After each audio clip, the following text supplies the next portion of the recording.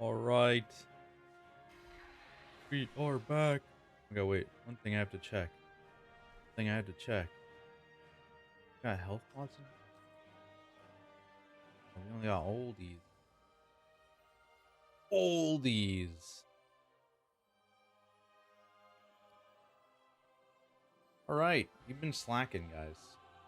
Don't tell anybody. But I need to do 8 delves on 2 characters. I should get on a house. Where is the housing thing? Found it. Teleport to my plot.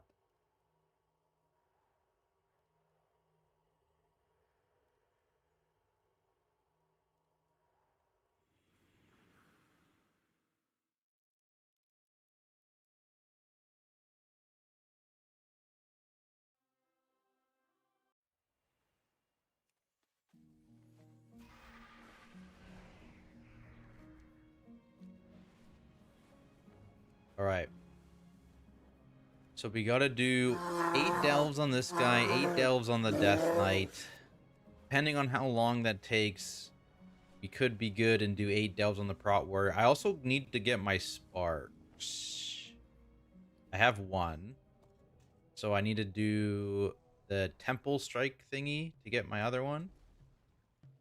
We gotta go down in the pit. Yo, Havoc, appreciate the Prime, my friend.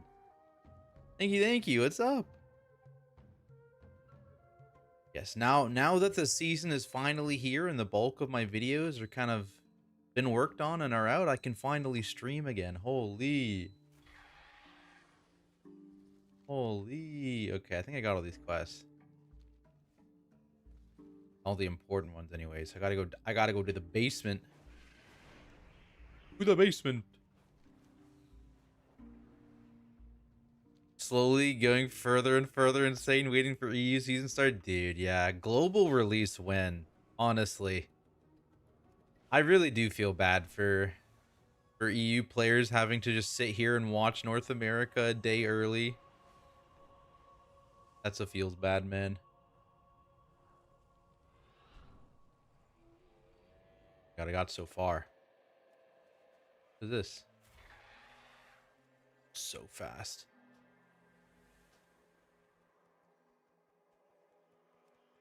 Didn't even give me anything. Avoid light marl. Next temple incursion in 1 minute. Nice.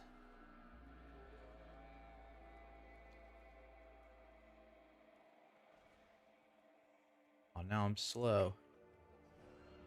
You get these things. Okay, okay, gotta get something over here. Me down. You let me down now. You.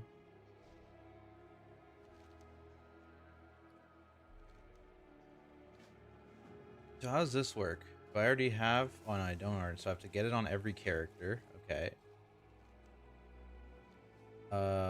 This I already have. I just have to click it. Okay. Cool beans. Slay an ancient foe.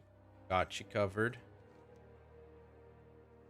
And you want me to form a party. I won't be doing that.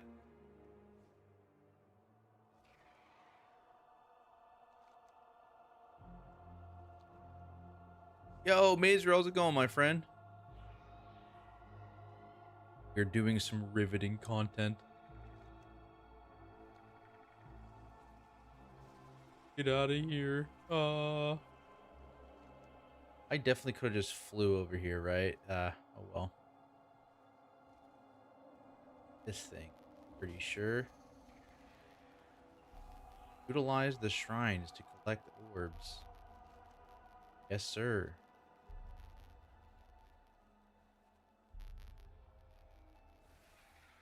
Oh god. I made a mistake. This is bad water.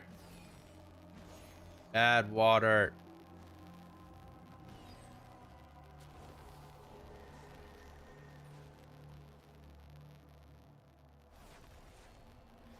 Oh god. What is this? Oh. Oh. Someone else got those. Someone else is getting all of this. Crazy. Even get any of those? I mean, I got some of them. Okay, let me scroll. I've geared my blood decay to the teeth. And absolutely stomp Keystone Myth this season. Feel bad for him banning my shield brother. A warrior feels bad. Yeah, I get it. I mean, especially like it's been so long since Blood DK was good. You know, if you're an enjoyer of Blood DK at all, you gotta take advantage of the season Blood DK is owning. I respect it. I respect it. God, so many. I did it. Temple strike complete. Now what? I just want to show love for your stream. What is this? What is this? Is it bots have evolved? Holy. Bots have evolved. My man. Get owned. Don't understand the new zone at all. Probably should do more to get the little buffs. Well, not, I don't know. Bots were less wordy, dude. It was so many words. After the first like 6, though, I was like, this is a bot, right? This is a bot. Yeah. Probably changes. The little absorption word glory. That was a big quality of life change for sure. Yeah, I like that a lot.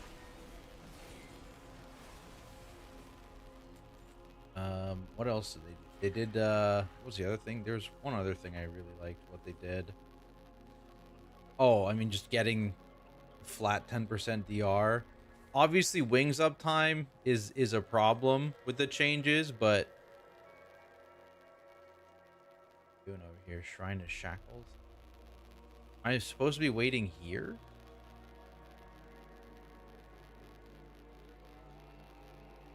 No, it is up there.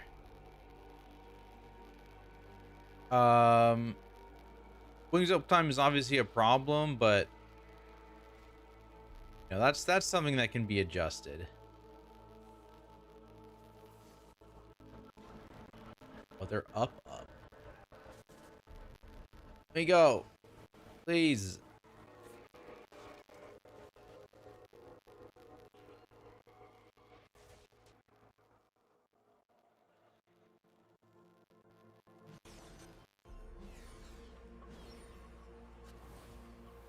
You like Blood DK? It's probably the only tank that can get me off Warrior. Switched to Guardian during the past. Tried to switch to Pally, but none of them scratched my tank itch. Yeah, that's fair. I mean, not every tank is for everyone. Look at me. I don't even play Brewmaster ever. Okay, it's gone. It's a bit at this point, you know. Gotta go down here, don't I? I'm gonna bubble.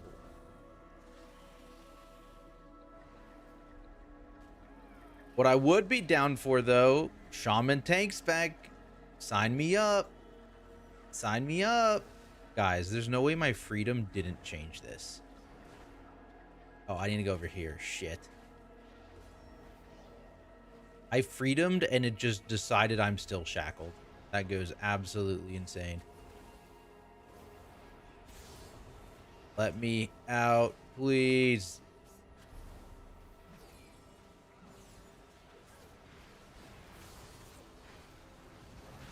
All right, I'm here to help.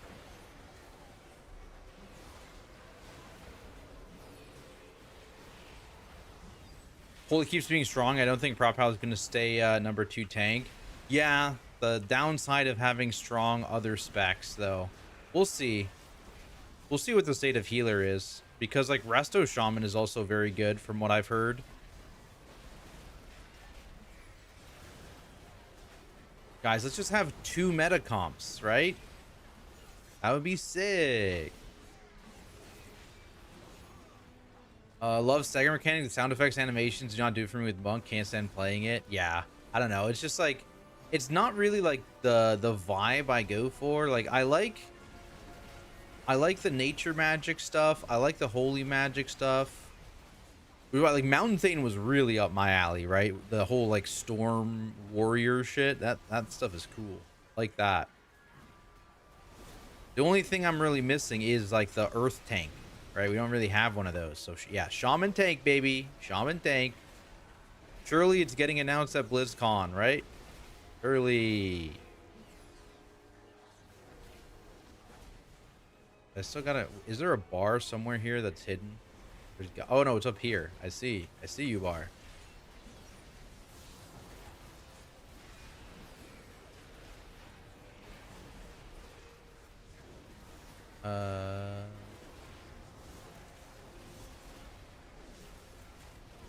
Want to be a tank and tame cool pet. Oh, you're talking about survival hunter pet? Listen, I think what was that survey, right? That survey, they had a hunter healer before a hunter tank spec. So unfortunately, well, that is cool. I don't think it's really on their radar for a new spec, a hunter tank spec. More likely to get a warlock tank spec with demons.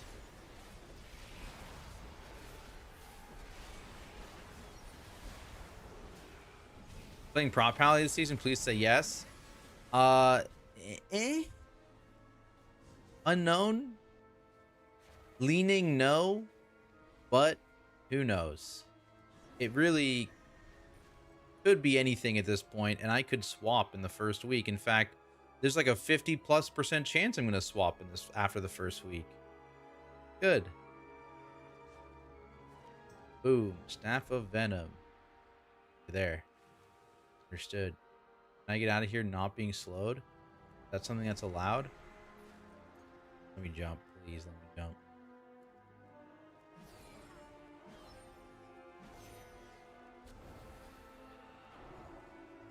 Get me out of here, bro. Shaman Tank announced for Classic Plus. Come on. Come on, man. Listen, maybe if Classic Plus is good, I'll actually try it. Thoughts? That could go kind of hard.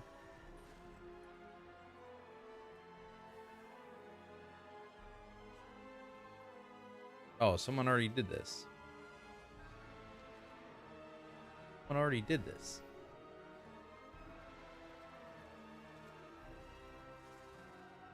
Yeah, there we go.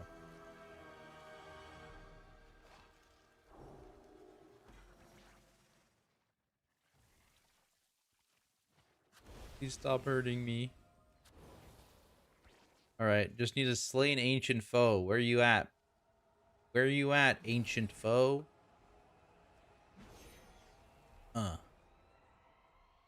There he is.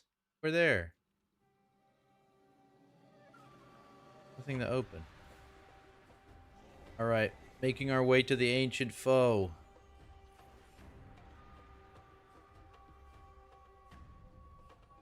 Probably hit this, right? It's probably good. Oh, we probably didn't need to do that. That's fine.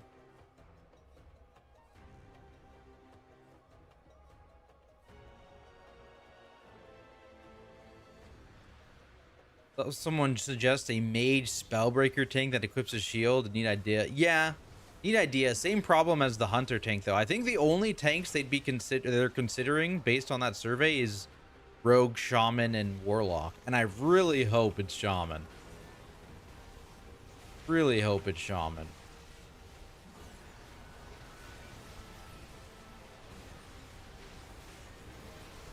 I feel like the other two kind of step on the vibes of existing tank specs.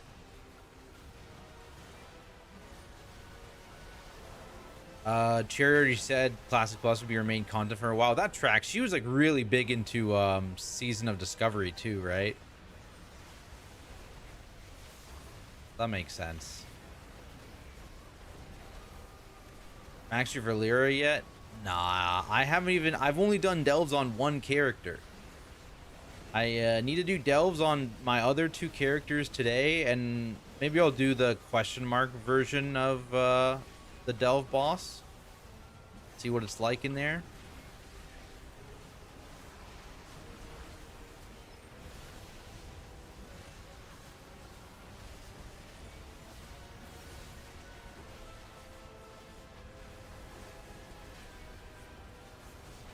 Mitigation loop would you want for shaman? I have no idea. Probably something related to like Earth's shield or something. Yeah, in terms of how it functions, man, I don't know. I'm just a dumb gamer. I'm not gonna pretend I know how to design anything, especially not specs.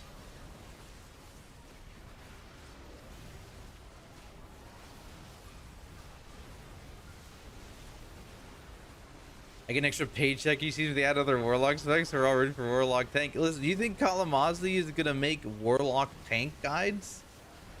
I don't know.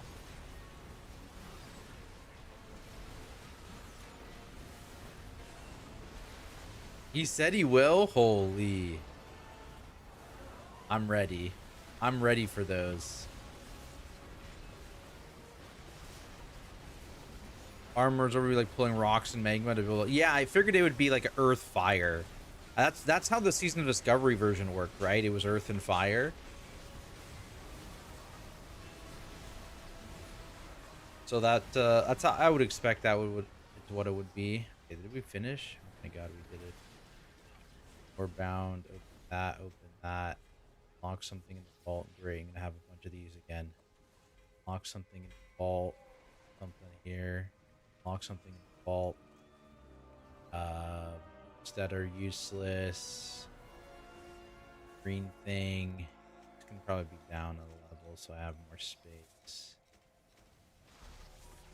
Here, green, that's useless. Okay. How do I give me home?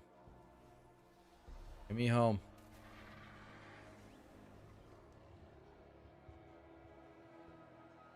So this guy is good for this area. I guess we haven't done this. Oh, we do need to do this. Okay, we need to purge the vault. So I need to do some of these temple patrols probably. This will give me my little guy. Little bounty guy. We want slain warriors burned. Like down here? No. What are you trying to get me to do, big dog? I don't like your quest. Oh, they are down here.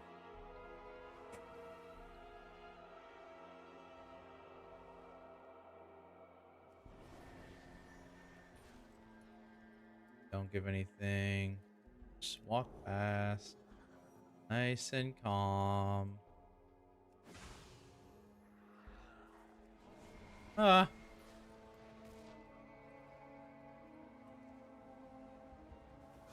Get this guy over here. And this guy, and that should be good. Okay, you're still over there. Get over here. Alright, we're in. No stealing my vitality.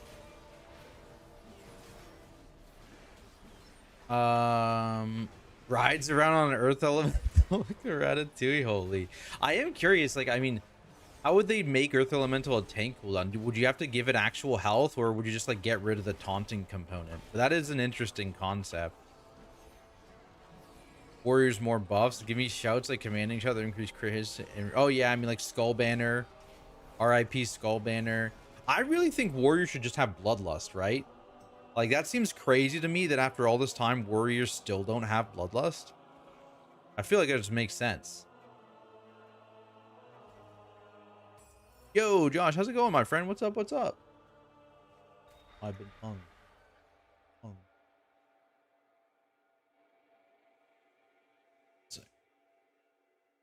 My chair's so low.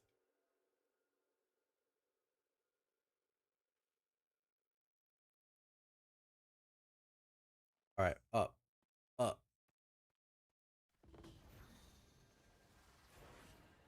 Purge the undead. Venomous salve. Make me do damn. Nice.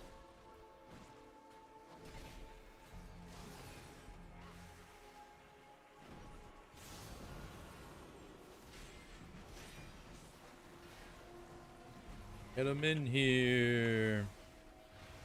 Monk Ox statue with real health would go hard. It would be a very interesting concept for sure. I think it's cool, yeah.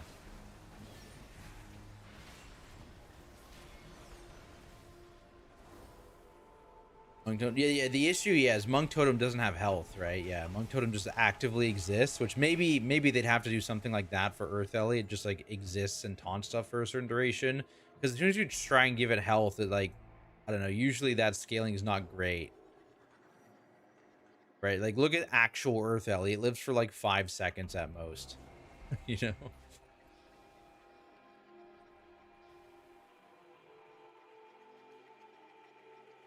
Where is the up there? Does this count as an activity, man? I don't even. Temple Strike, surely.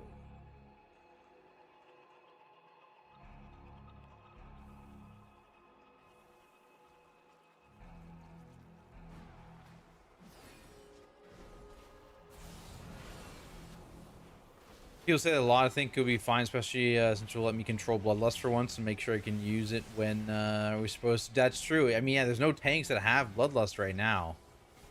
Add Shaman tank, give Warrior Bloodlust. Let's go.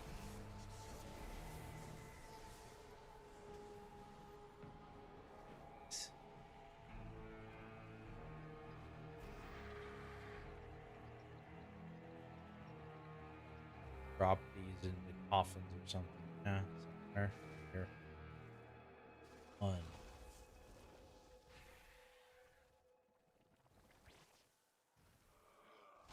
Easy. 97%.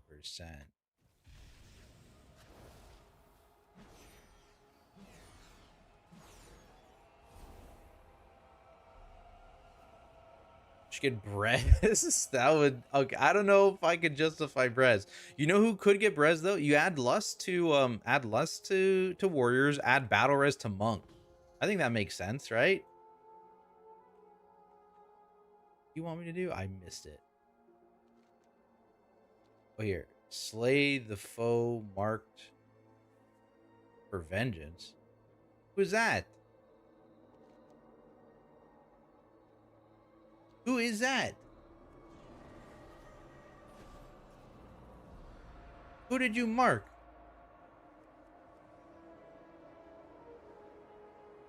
Oh my.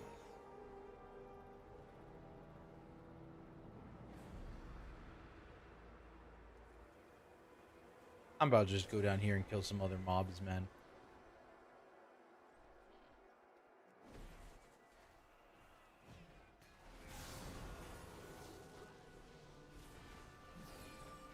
A lot more mitigation. Yeah, I kind of expect it'll just be like a big defensive cooldown, like their big wall. But the pet stuff is kind of interesting.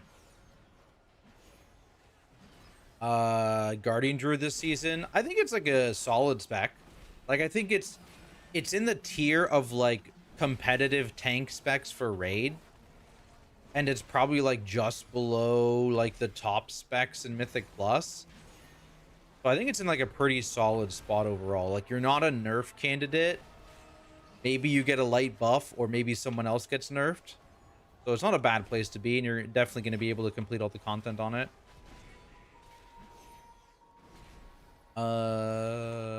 Rogue tank mass stealth would be really interesting.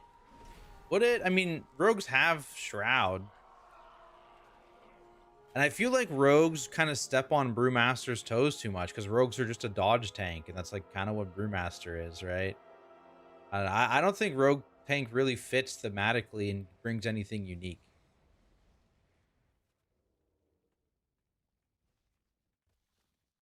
Shield of the Righteous bar. So this is an Ellesmere UI. In the cooldown manager, you can tracking bars, and so I have Shield of the Righteous in my tracking bar, and then like recolored it and resized it and everything.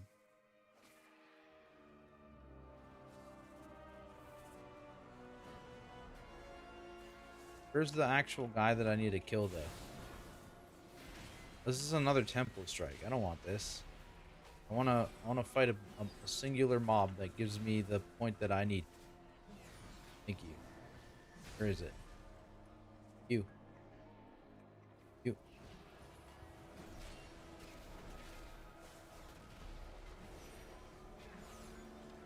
X on your minimap when you get close. Ah, I see.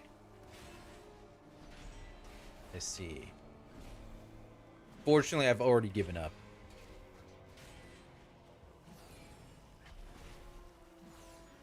So prefer some more unique bloodlust existed forever, rather have something like maybe 30% crit buff shout or a massive mastery buff maybe. Supposed to be mastery combat. That might be a bit much. A 30% crit buff is crazy. I mean, that's just like another mandatory thing. But I don't mind like something. I agree. It does feel a little bad at times. I mean, I guess rallying cry exists, so with rally not being terrible anymore this expansion, that is, I guess, something. Good. We're done, right? Yeah, we're so done.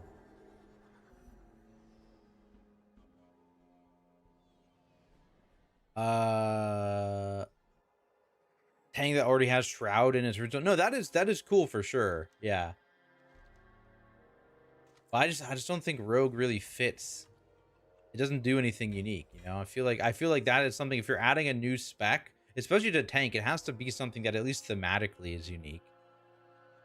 And at least like Shaman definitely is, as we were talking about, like there's no like earth or even fire tank, right? I don't think any of the tanks do fire.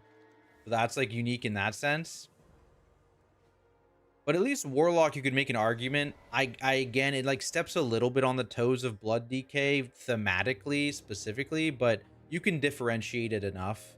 Or not Blood D. It's like a not Blood. I meant Vengeance. There we go. Vengeance. Because they basically gave it meta in Sanctum of Domination, right? So they'd have to do something else, kind of, to make it unique.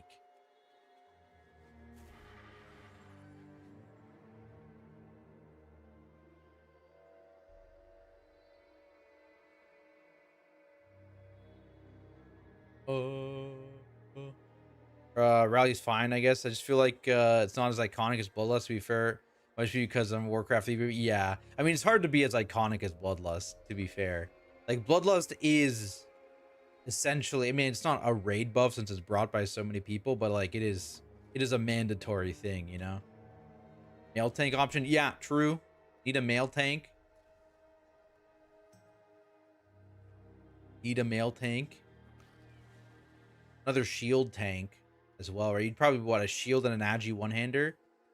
Dude, when we're on the topic of Agi one-handers, when are they going to let Guardian and Feral dual wield? That would go crazy. Let me use a fist weapon or an Agi dagger as a Guardian or a Feral Druid, please.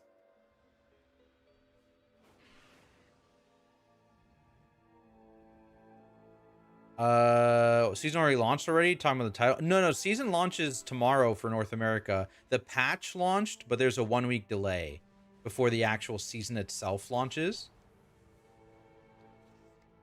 All right. Delves. What delve stories am I missing, guys? Speaking their language. Oh my god, I can get the achievement in Gnarldor Isle. Somebody, thanks for the Mythic Boss Tech video. About to start it. Let's go. Of course, happy to help, my friend. Appreciate the support. Yo, what's up, Manny? How's it going, my friend? Can't do it. Weren't they able to in TBC? I don't know if they were able to in TBC, but I know both of their artifact weapons were dual wield. Like Guardian was dual wield fist weapons, Feral was dual wield dagger, but they just can't actually dual wield. They can't actually use those. So yeah, it's good. All right. Well, I'll just spam 8s, right? Why not? Super weird. Yeah, and also it's like for the longest time, daggers were just like almost a useless dropper. It was only like specific rogue specs that used it. Last tier, survival hunters started dual wielding daggers, but I think this tier they might be back to two-handers. It's just like, yeah, we need more people that can use daggers.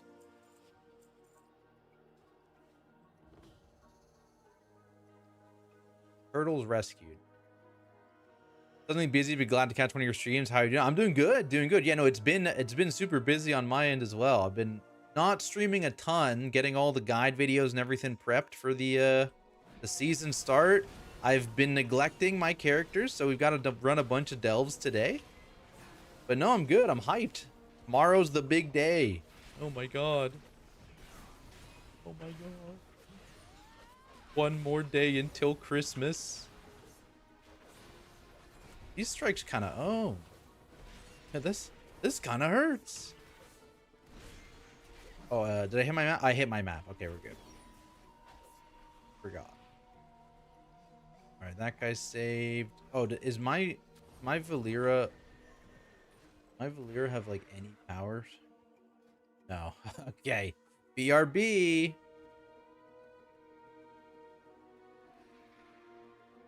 Counting those videos. Yeah. So they're all on my YouTube channel. They're kind of spread out. I have dungeon guides. I got raid guides. I got spec guides. We got a lot over there. No, that's the wrong button. Companion supplies damage. Oh gosh, what do these do? Well, these all kind of suck. Takes damage. God damn, that was almost good.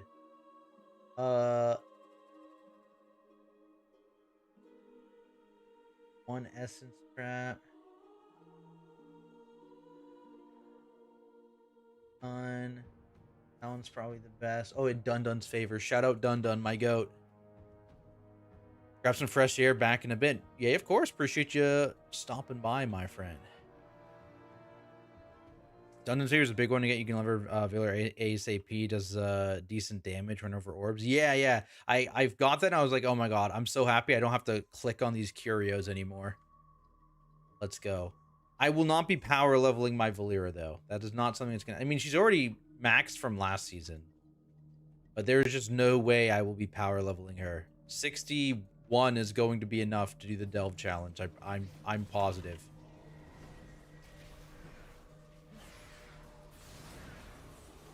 I'll get this guy too. Get over here.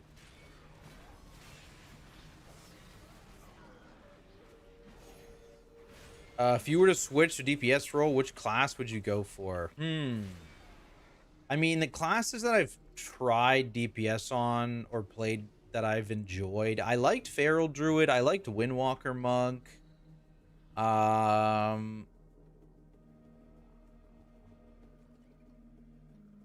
Yeah, I think Feral and Windwalker Monk were the two specs that I enjoyed the most when I was, occasionally playing DPS specs. So maybe one of those.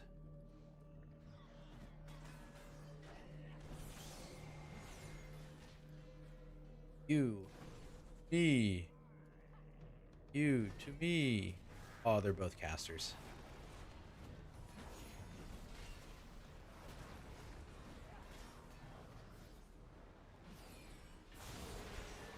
There we go.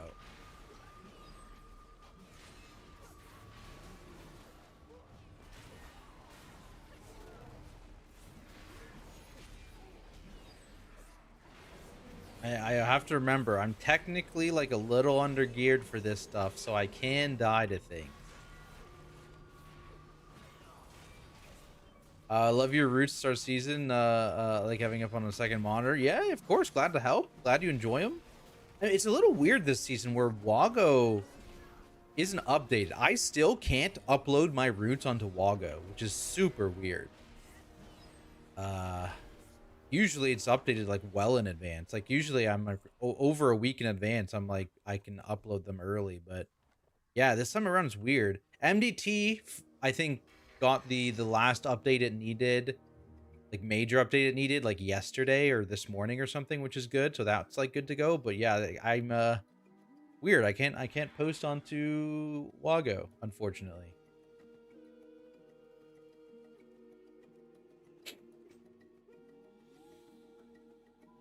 Oh. Yep. Higher than mine and breeze through Nemesis stuff, you'll be fine. Yeah, I'm not too worried. Mostly it's people prepping to have the strongest Valera possible for next week for the double question mark Nemesis. But yeah, I'm not too worried about it. I mean, I want to do it early in the week, to be fair. I might try it Tuesday, but more than likely I'll be doing it on like Wednesday. If I had to guess. Oh no, wait, maybe not. I might not be able to try it until Thursday.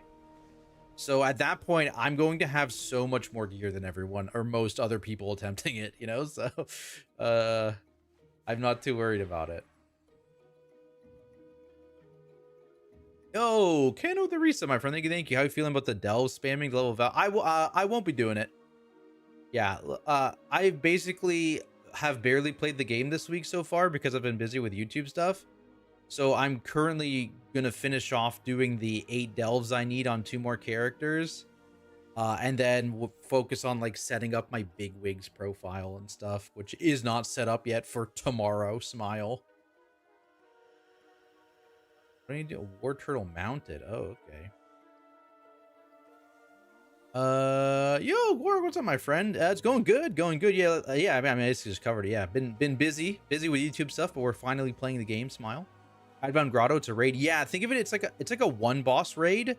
Think of it like Rotmire, essentially, but at the start of the season, and it's replacing world bosses. So you can just walk up and natty queue for it as a world boss, or you can zone in with 15 to 25, or I guess with 10 to 30 people on normal and heroic difficulty, like Rotmire, or 15 to 25 on mythic difficulty, and it drops mythic loot.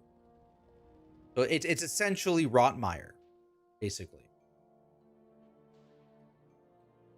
What is this thing doing? It's just vibing? Right. Oh, can I show this bottom bar in vehicles? Is that a setting I can do? Oh,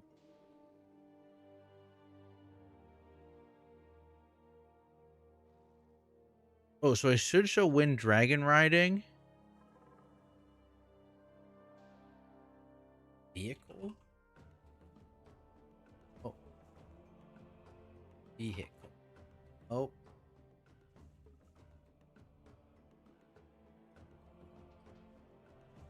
Now it's gone. Oops. Cancel. Cancel.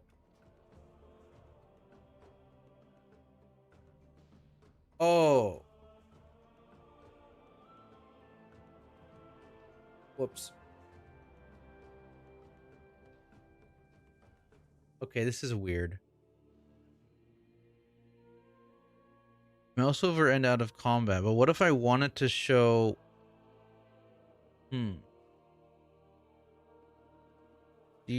Is there like a special settings for this? No. I'm too stupid.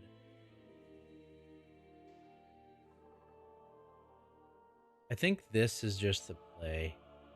Is I just have it visible out of combat. That makes sense. How's prop pally looking? It's looking fine, I would say. I think it's honestly, someone's just asking about Guardian Druid. I feel like prop paladin and Guardian Druid are almost in a similar spot, where like they're both solid in raid and in Mythic Plus. I wouldn't be surprised to see either of prop paladin or Guardian used in the race, for example. Like they're totally like they're that good, basically. I'd be surprised to see both, but I think seeing one of them is pretty likely. And I don't think either of them is like the best tank, but they're like very, very good in Mythic Plus, and they could easily be positioned as the best tank with minor changes to themselves or other tanks. So I think they're both pretty solid. Hall of Fame's by a certain date. Yeah, that's why I'm not in a rush to do it. It's just the first week. So like if you do question mark next week at any point, you will get the Hall of Fame thing. So like yeah, I'm just we're doing splits, so I'm gonna have gear on whatever character we're doing splits on, and so it's not really a huge deal. Okay, what are these things? Frontal cone. Okay, also a frontal. Speed. Shield. Oh god. Okay. You guys crazy. Boom. Speed. Blow him up. Blow him up. Blow him up.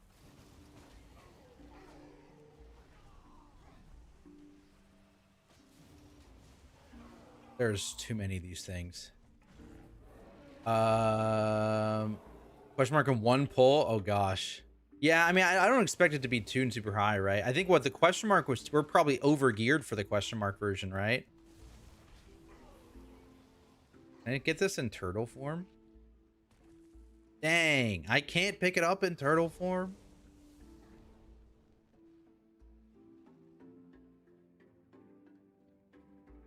Do it now at eye level to drop. Now it just functions like a world boss. So it's like I think it's like veteran gear it drops right now.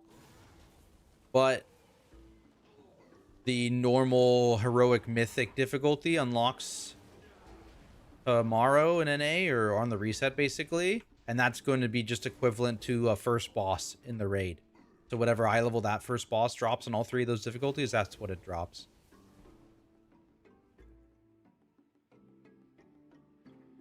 What are you trying to do? Right now, I'm filling my vaults. I'm filling my vaults right now. Gotta fill my delve slot. Burn them. I'm also yapping, which is making me slower. And I'm doing this one because it's the story I haven't done yet. I will never do this again. This one takes too long.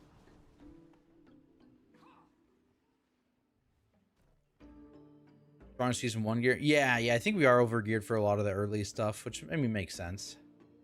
Especially considering a bunch of the 298 gear. But they had to increase the eye level of the season after the fact, right? Because it was all like we were much closer to what it would have been than usual because of all the increases this season. I'm doing good, Zach. How's it going, my friend?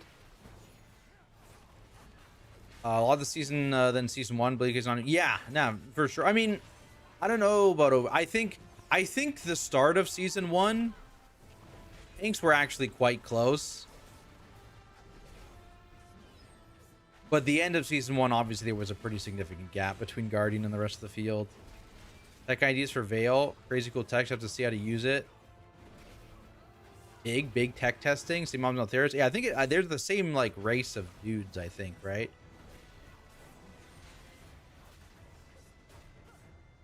On the UI. Oh, on the UI. I was trying to have the bottom bar show specifically when I was in a vehicle or dragon riding. And then mouse over everywhere in every other situation, but I'm too stupid to figure it out.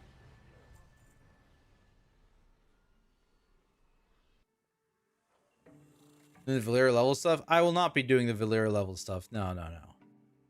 I have to actually complete the delves because I haven't played like basically all week. Yeah.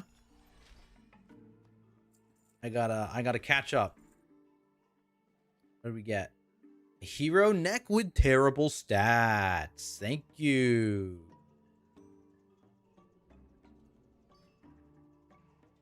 What's this one? I get poisoned and stuff. But what is this? Hey, what am I? Okay.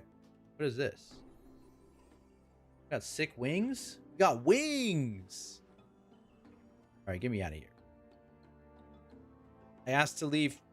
Please. Please.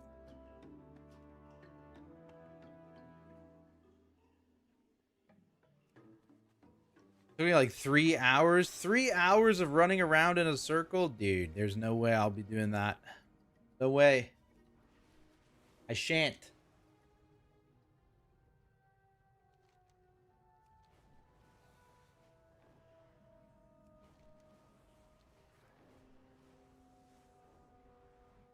Alright, so that was one.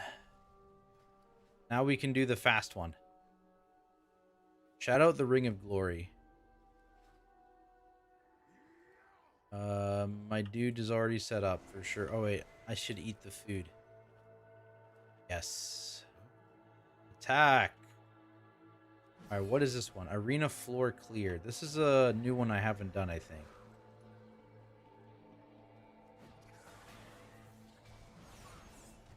I don't want to pull that turtle.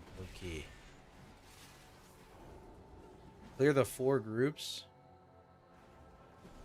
Oh yeah.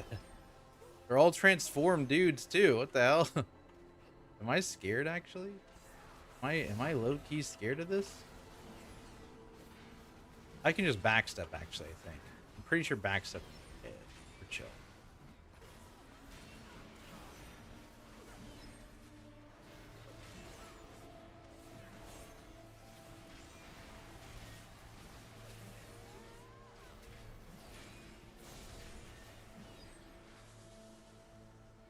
Like Ripper 11 has red and got globe for full health. Honestly, anything above an 8, I was like actually having to be like, oh, okay, I'm kind of in danger. So yeah, it deals damage, definitely is showing that we're technically undergeared for it. Super chill, just yeah, okay, nice, nice. Just kill a bunch of stuff. I'm with it. I'm with it. That stuff for Spina? Yeah, this one has been nice. I've only done it on the pet day. You know, where you just run around and click the pets. That's the only day I've had it. But that one was also pretty fast. Should I be in like single target spec? Maybe I'll switch. I'm gonna do some weird shit. Yeah. Maybe I'll switch to Templar after this. Honestly, this is fine.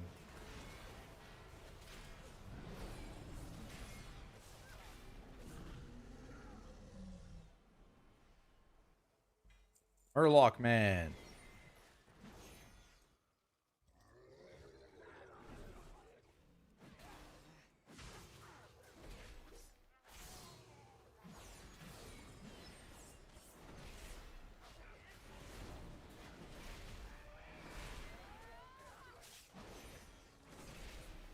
Ooh. Oh, he passed the spell.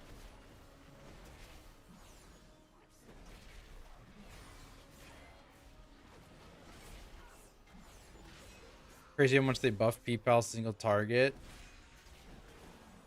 Yeah, I mean, definitely. I mean, honestly, are all the tanks single target? I mean, yeah, a lot of the tanks had really bad single target in season 1, right? Like looking at you, Blood DK. Holy. So it'd be hard to be as bad as that. I think they've done a better job at not only bringing the tanks up in single target, but also making them similar to each other. Because also Guardian Outlier went crazy in season 1 too, right? But I think there's still the gap between tanks and DPS is definitely getting bigger, right? Execute hammer. Oh, like the extra button. Yeah, it still does execute damage, but yeah, not having Hammer of Wrath. I liked what it did for the rotation. And I liked how like you could get like benefits from sniping things with Hammer of Wrath. I thought that was cool gameplay.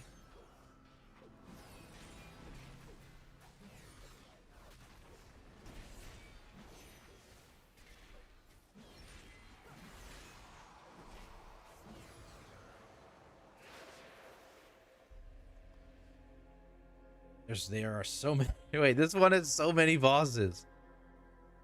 The animal one was definitely faster.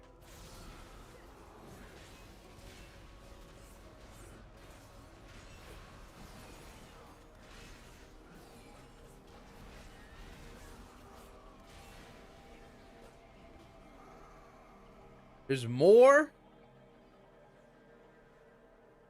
You gotta be done. You have to be the last one.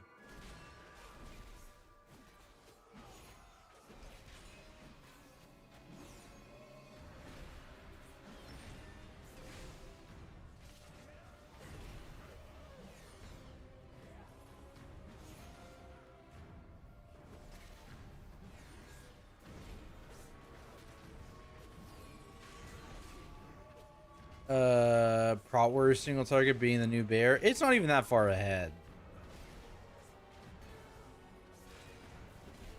Like, bear was so insanely far ahead. It caught a how big nerf week 1, week 0, or in like the preseason. It caught another nerf just before the patch.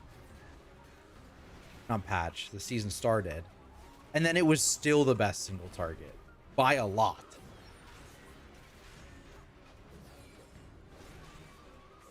Getting close. I don't think it's anywhere near as close. Right? It's like what, the 15% ahead from the worst tank or something. Guardian was doing double Blood DK's damage.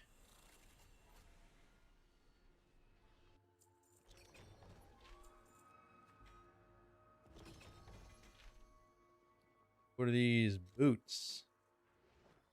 What do you got on you?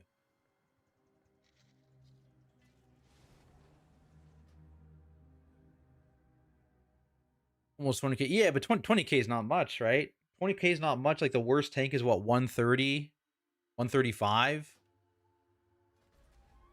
20k is not a big deal.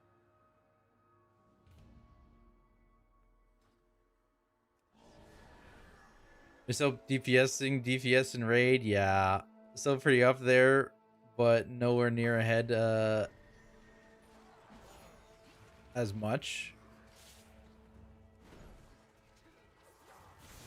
For Guardian or something. I missed it. I'm dumb. I forgot what I was talking about 10 seconds ago. Classic streamer brain. Yeah, Guardian's good. Yeah, Guardian's not the best. Yeah, I'm pretty sure from especially I think that sim sheet, right? Colossus Prot Warrior has like a clear advantage. But it's not like Giga. It's not anywhere near what Guardian's advantage was. A big slime man. I've never seen you before. Hello, big slime man. Ow!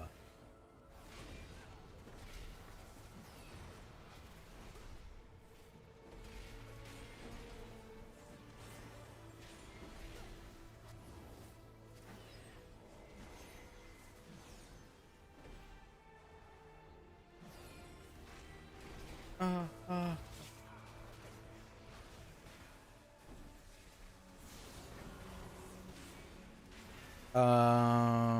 Colossus Prowler is like 164 in Lunar Bear. Yeah, I haven't looked at the sim itself.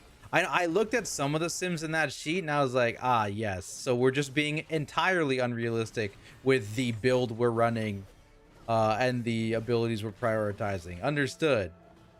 But I have not looked at Prot Warrior. That Colossus API says should be permanent beast. Okay, I mean, there you go. Yeah, you in Prague. I would be very surprised if outside of the damage amp specifically, you are in B stance. Right? That's just, and even then, a lot of times people will just sit in B stance the whole time. Right?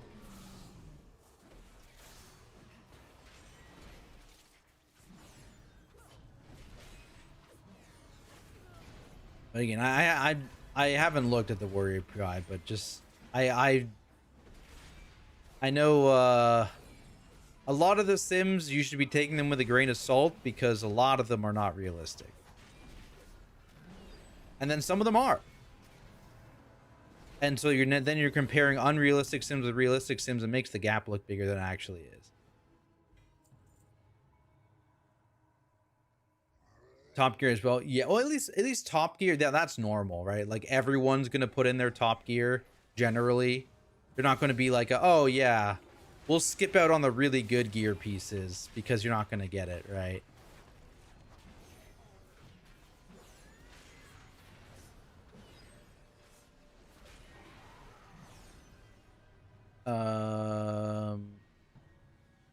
What did I miss? Archon. Prowler's at 104, Buddy's at 103. What is Archon even pulling data from right now?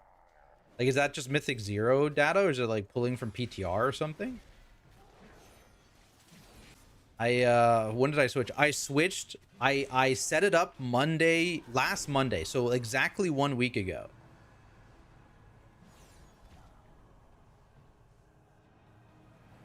Stanley assumes 100% max stacks of Blood Queen, etc. Yeah, I heard that it might be just worth it to not play Sand Lane and play Deathbringer because it's like output is more achievable than Sand Lane's.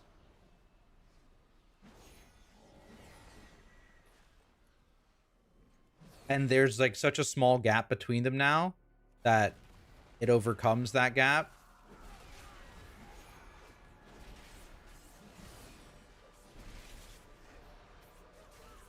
Oh, I hit that button twice. Whoopsies.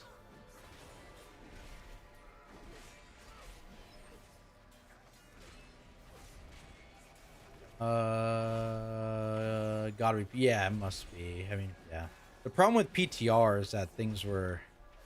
Sample size is really down, and also things were tested on various different stages of the PTR build, and so it's not super accurate. Oh no, dude. I stepped on something. Tank videos for the Radiant? Yes, tank videos are over on my YouTube. Yes, I've got the tank tips video for raid, and I have a tank video for Mythic Plus now as well. I did one for each.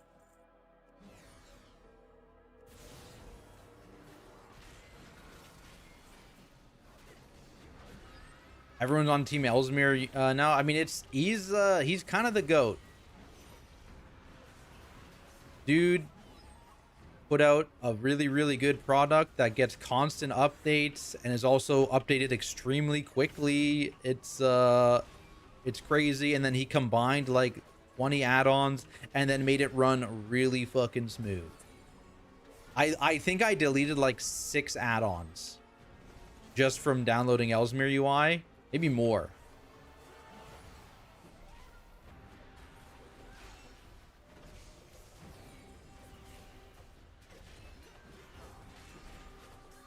Actually wild. All right, bro, you're so slow. Get out of there. Yeah. Deathbringer seems to be the way easier because you have to sync. You just have to sync your CDs with your marketing. Yeah, exactly. Yeah. Yeah, you're not worried about buff maintenance really or anything like that outside of the normal blood DK shenanigans. Yeah. Also the stats, man. You get to stack verse. You get big scythes. Yo, who doesn't love big scythes? I love big scythes.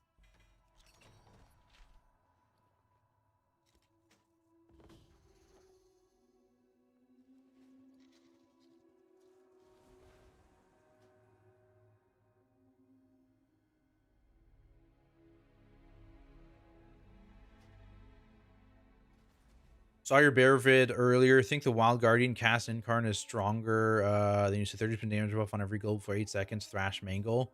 And control to make sure that's during Incarn Team Saw. I think losing reset is worth that damage amp. Losing reset. What are we talking? What did I say in the video? Because like, yeah, you will use that in Incarn, right? You are going to use that ASAP in Incarn, or not, I guess not necessarily ASAP, but you will use it in Incarn.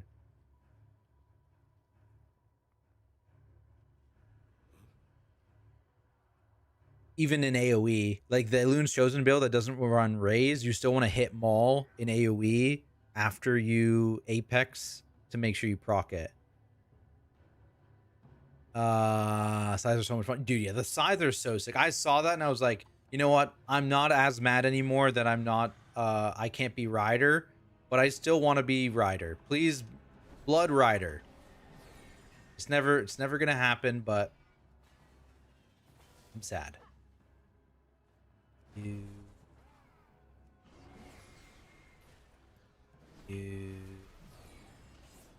Wait, that guy got owned. Please. Give us the horse. Amen. Give us the horse. Clever enough to play Sand Lane, so Deathbringer it is. I don't think Sand Lane's even that... Like, I don't think you need to be clever to be Sand Lane. It's just like... If you mess up the buff management, your damage is not... Like, your damage gets inted, right? Like, it's not hard. It's just... You have to stay on top of it. Which makes it a bit less forgiving, I guess. I guess that means it is harder, but...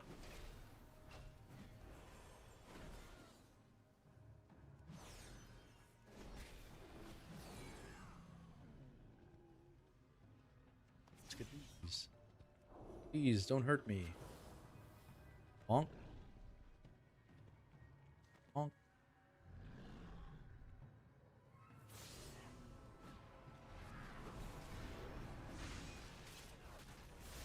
Get him. Bang. Bang. Deathbringer's like playing Thane on Warrior, just too smooth right of infinite bone shield. Feels like giving Thunderclap. I mean, yeah, I'm with you. I also feel the same about both those specs. Like, I think Deathbringer is way cooler. I think Thane is way cooler. And I think both Sand Lane and Colossus have like a cool fantasy, but are just like slightly missing the mark on gameplay.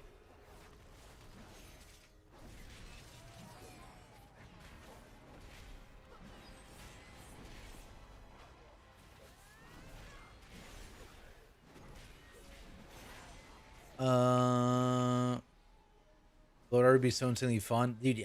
That's what I'm saying. That would be sick. That would go crazy. Dungeons you're looking extra forward to. I personally, from the dungeon pool, what did I really like? I really liked Den. I actually had a lot of fun in Den.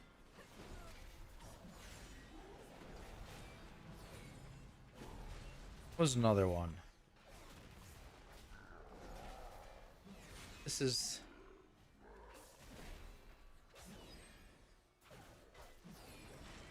Den, maybe Altar, I think, are like the two I enjoyed the most. Just, oh my god. Please, no King's Rest. Please. That dungeon needed more cooking, I think. They just didn't have enough time to cook it into something good. Unfortunate.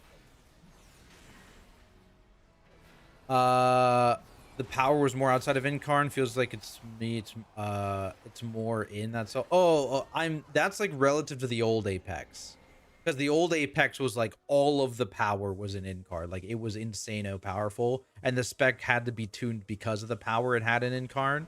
And this one is like, there's still power in Incarn, but yeah, it's not nearly the same level. A lot more of that is outside of it, is what I meant. Like a relative thing.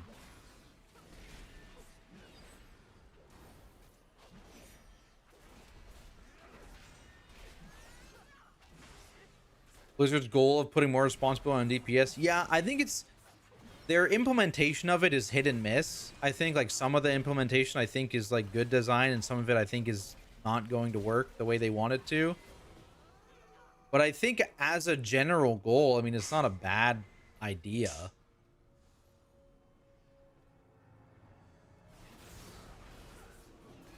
We'll just see how successful it ends up being.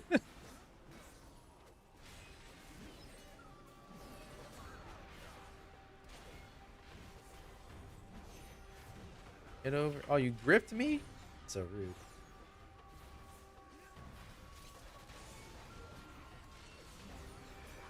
Can't wait for Den to bug out and brick keys on the first boss with the food gathering. Dude, I can't believe that bug was there like the entire PTR cycle, basically. And they just were never... They still hadn't fixed, like, the clicking of the gatherings. Like, how it happened sometimes is that, like, there was only, like, 1 or 2 players that could actually click the gatherings. And just, like, 2 of us or 3 of us were bricked. It's very weird. We never had the issue, though, where, like, it fully bricks you. But we did have it where, like, individual players couldn't click and you had to have one person do it all.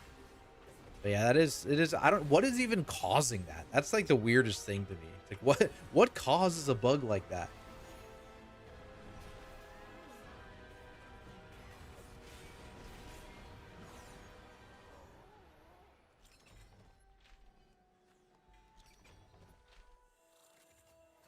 Great vault slot upgrade. I'm gonna get so many of these masks.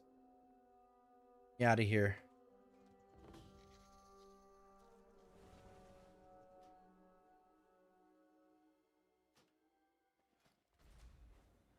I can just like click my vault from somewhere, right? It's like here. No, it's like here. Ah, all right. 3 more. I did a tier 7 delve. What did I do a tier 7 delve? Whatever.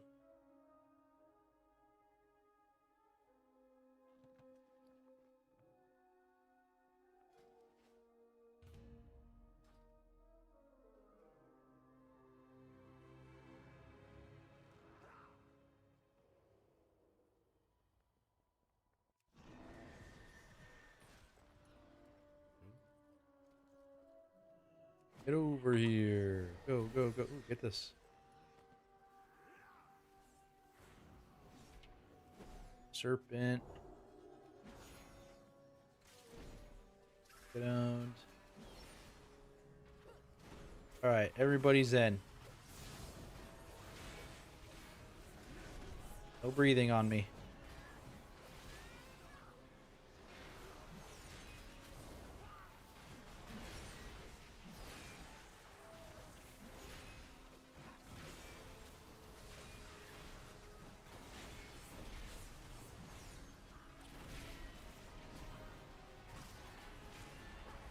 There we go. Easy. Old times in heroic LFG, you could click the tethering, but the last boss who just would not trigger. Yeah, that is surely it just happens in MDI and it gets fixed. Smile. God, can you imagine?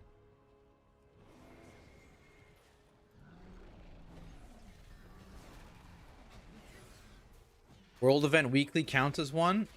Oh, the one like in the basement? I see, I see. In order to unlock 8? No. I unlocked the delves on a different character. I unlocked them all on my druid.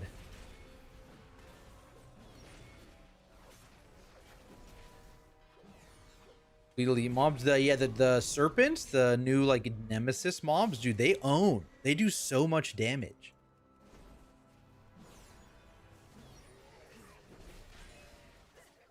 This is season we see you in MDI? Absolutely not. No. That season already came and passed, my friend. Shadowlands season 4. I'm now retired.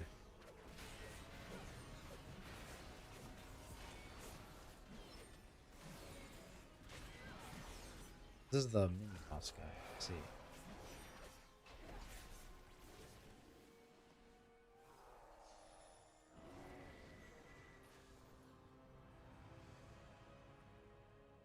Pigman.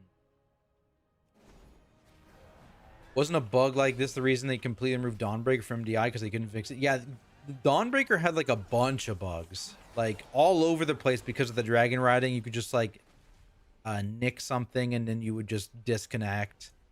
There was a lot of bugs in Dawnbreaker. Like the boat sometimes wouldn't progress, right? That happened a few times. It's good. It was a good dungeon. Honestly, as much as it was a buggy mess, I actually did kind of like Dawnbreaker. Like the idea of Dawnbreaker and like the unbugged, like in a vacuum, an unbugged run of Dawnbreaker, I did kind of like it. But yeah, the fact that it would just like bug out 30% of the time, if not more, bit much.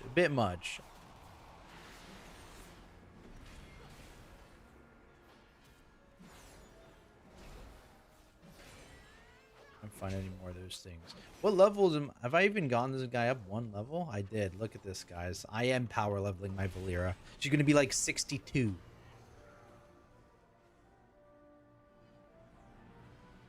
Most dangerous mobs and delves. On 11, I died 2 times after feeding them. I had bleeds on me. Nothing. Oh, dude, yeah. Well, as soon as I went above 8, I was like, ah, these things are hurting. Oh my god, they do real damn. I mean, again, though, I guess we are technically under geared for all this stuff right now, right? I assume it expects us to be like over 300 eye level as soon as you go above 8, but still was a nice little surprise. Like, oh, I'm getting owned.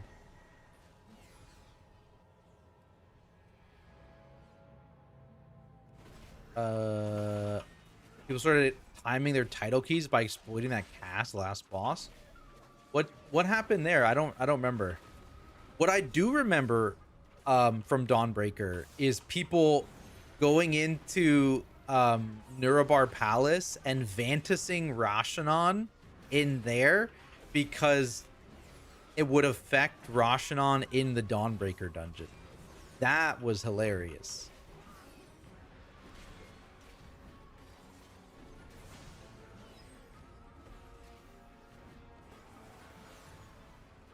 That's insane. Yeah, that was season 1. Season 1. I remember just like all the Mythic Plus players that were pushing that season in our raid. Whenever we got to Rashanon, you'd see all the Vantises go out. It was so funny.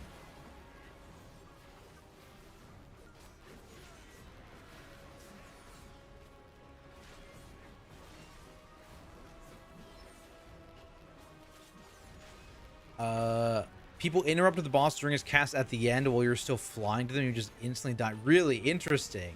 Interesting.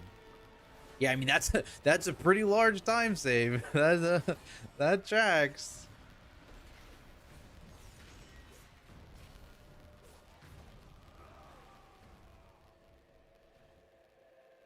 Okay. Get this little boom. Experience. Oh man.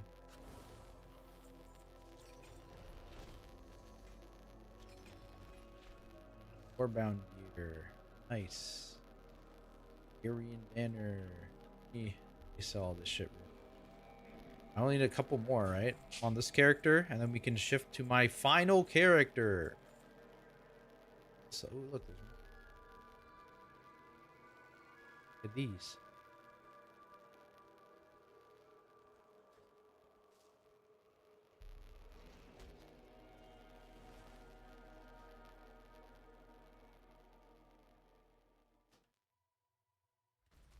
Just want to say thanks. All your vids you do on strats and tips for Raid Mythic Plus, of course. Always happy to help, my friend. Glad they're useful. When do you think the 1% mounts will go out? Usually it takes a few weeks. Like, for, like, the 0.1% and the, like, glad mounts and stuff. Like, it's usually, like, I would say, when, like, I mean, probably a little before BlizzCon, if I had to guess. It's usually, I think it takes, like, 3 to 4 weeks, if I remember right.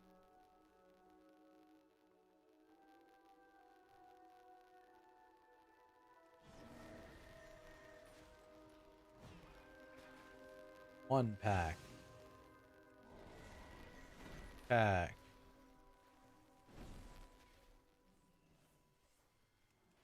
Igman. Lyra's about to get owned. Ah, pain for her. You. You plan on going to BlizzCon? Yeah, I not only do I plan to go to BlizzCon, I was officially invited to BlizzCon by Blizzard, which is very hype. My second BlizzCon ever, and first like coming as like an official creator. Very cool.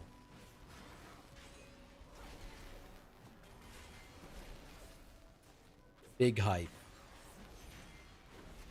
So yes, I will be there. I mean, I'm going to be there a couple days early. I'll be there on like, I'm leaving earlier than that. I'm leaving like the week before BlizzCon because we're visiting some of my wife's family who live in California, and then I'll be in Anaheim like on Thursday, I think.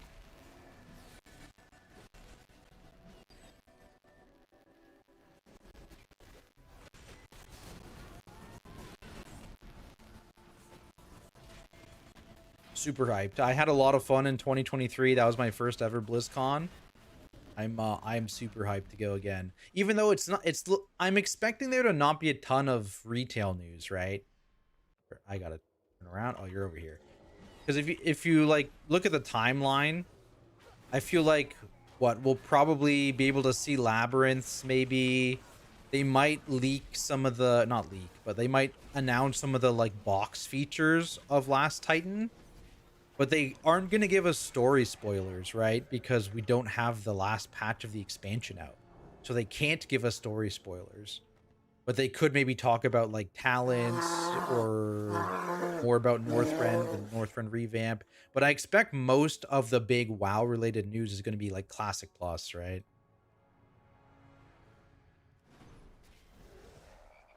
He'll be there and announce Classic. Yeah, exactly. Oh, fancy. Most excited for Overwatch news. Exactly. Yes. Little do you guys know, I'm actually a secret Overwatch content creator. I'm actually playing Overwatch right now on my other monitor.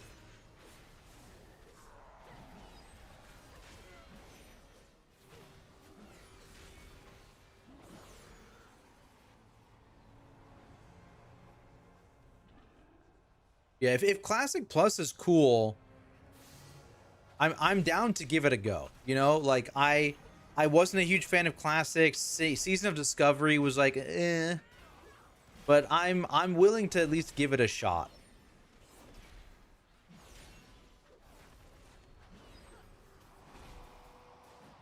Say I had Cherry and Laria, both of them will be the two. Yeah, I'm excited. I'm excited to see all the homies.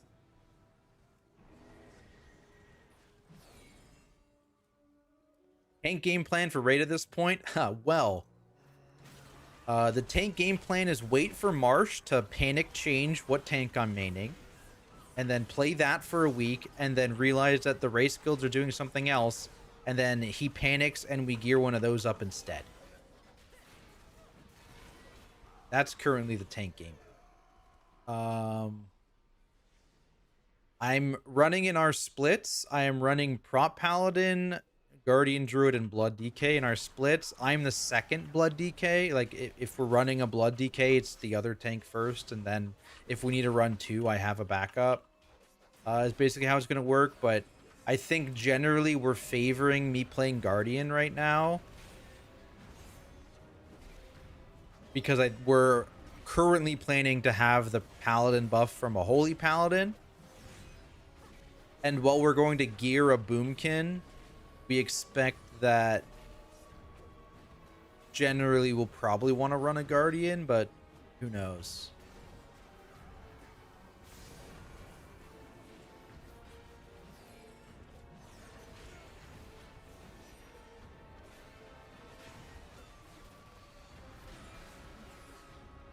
Is this the last one, or is there one more? I literally just haven't been counting.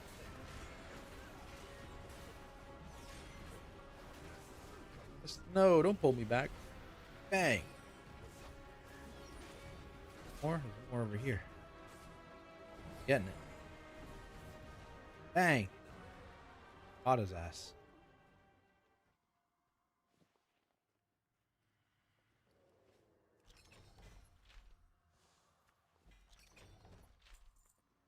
Don't need that. Another warbound thing.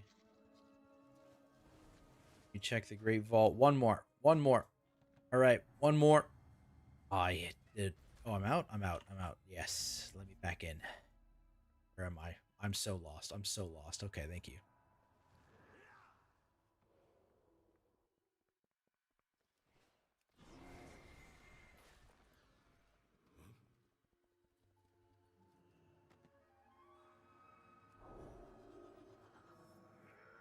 Bang.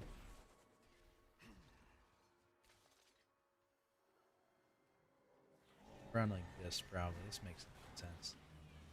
You. And you. Bigman. Bigman. Get over here. You. Get over here. What are you doing over there, man?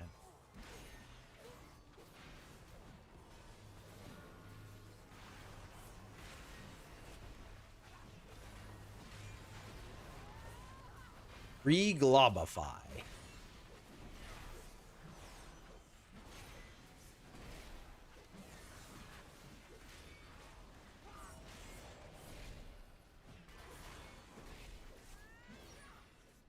Have you done a guide for Blinding Veil yet? I keep having arguments with people about whether to go left or right. I have the Blinding Veil guide out. I have the Root guide out as well. I mean, I talk about it, actually, I think, what is this? I talk about this in both of my recent videos, where I talk about it in the tip video and I talk about it in the Pug Root video, where I think there's arguments for both, and there's pros and cons to each side. I think right side is safer, and it does smaller pulls.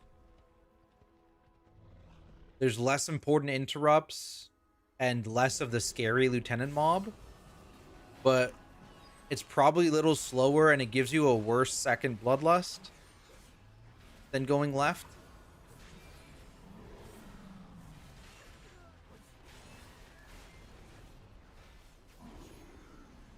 So, like, I could see you make an argument for going either left or right.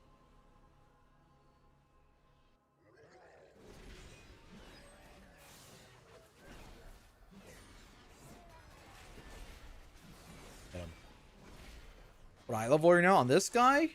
I don't think I've gone up. I don't think I've even equipped any of my champ gear. Just kind of in my bags. I mean, all my guys were 290. Yeah, they were all maxed out. That's not true. My Blood DK wasn't maxed out. He was missing... No, he was. My Blood DK was maxed out. Yeah, all my guys were maxed out from last season.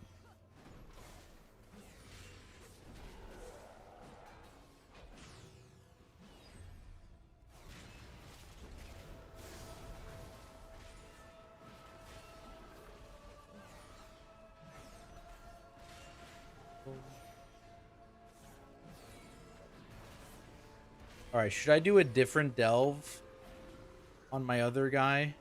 Just for the sake of it? For the sake of my sanity? No? Alright. Chat has spoken.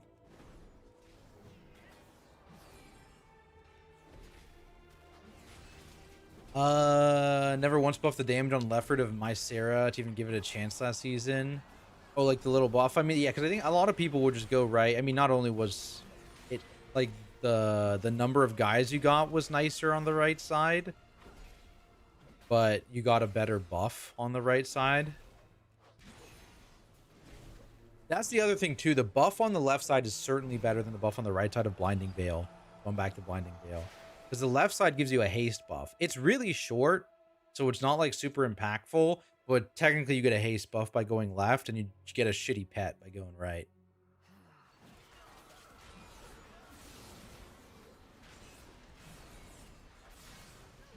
Recommend using Champion Crest this week to upgrade a champion weapon to 308 as a healer. Should I wait until next week? There's no harm in just waiting to see what you get in the vault, I guess. I mean, weapons are like the safest upgrade. Depending on how much you're doing, next week, champion crests are going to be either irrelevant or only relevant for 1 week. So even if you're down a few champ crests next week, by week 2 of this season, champ crests are going to be like irrelevant for anyone who's like actively like spamming 10s, even, right? Just getting hero gear from Mythic Plus. So like it's not a bad idea to just send champion crest upgrade weapons.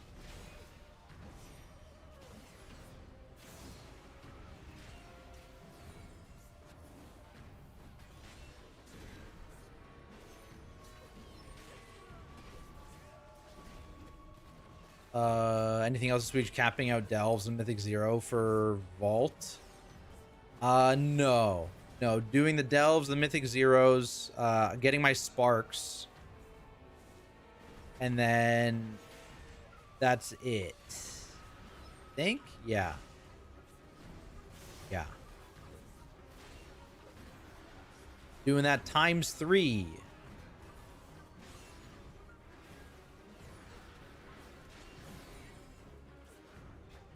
Do you use armaments on CD or when? Help me understand that for prompt palette. Yeah, sure. So basically, well, what I'm doing right now is certainly not optimal. I'm barely paying attention to what I'm doing, but there is a minor benefit to lining up a bulwark cast with your wings because of this.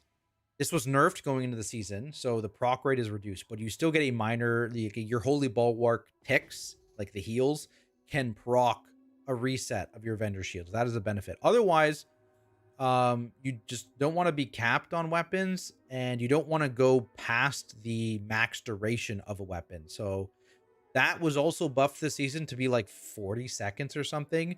So as long as you have like less than 20 seconds of an active weapon, you're safe to hit a sacred weapon outside of wings or whatever if you just have one available. You just want to make sure you're not going over the max duration, because then you're wasting weapon uptime.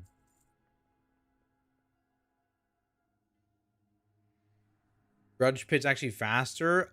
It was one of the competitive ones. I could see it being faster than this variant specifically. I think people were saying this is like the slowest variant of this place. I didn't need to take this. I'm done on this character. I can Hearth. My luck has always been no matter what item I choose to upgrade, that's the one the vault gives me. Yeah. I mean, luckily, weapon is like pretty safe, because if it's a champion weapon, then you're only going to get a champion weapon in the vault this time anyways. And most people are fishing for a tier slot out of this vault. So it makes it a pretty safe upgrade. Especially if it's a weapon with good stats. But just like weapon being up at all is just good. Like, I should probably upgrade this shield.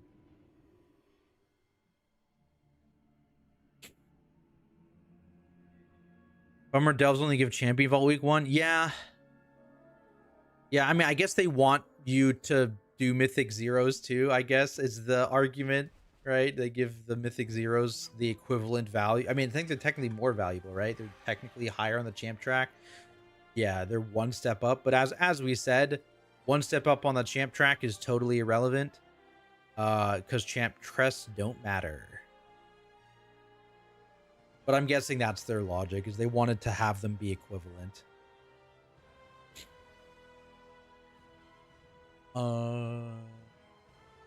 Rhino's super fun for DPS of one shot too. Does it actually? That's so funny. Oh no. Any tuning for tomorrow, or will it be after the race? They did. So they gave the tuning roadmap. I mean, I can open up. Let me just sell this. Some vet bracers. They want these into the destroy pile.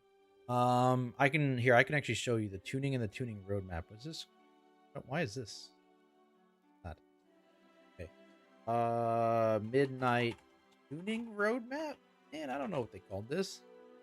Yeah, here it is. Okay, so they released this, which, if you remember season 1, they put out a similar tuning roadmap. So these are the dates of the tuning. For the first, I guess, 6 weeks. So they're tuning tomorrow. They're going to do tuning for the week after, and then they're going to do a few week gaps, do more tuning after BlizzCon, and then additional tuning passes as needed. But obviously, there's also going to be a pretty big tuning pass in the 0.5 patch. The same wallpaper? Oh, the anniversary wallpaper. It's the anniversary wallpaper, right? Surely, yeah. So, in terms of what the tuning is, they did also announce that. WoW class tuning, August 18th. Is that it? Yeah, here we go. So Blood DK is getting nerfed. Frost, I believe this is a net nerf, if I remember right. But it's like close to being even. Devour, more AoE, less single target. Resto buff, BM buff. Yeah.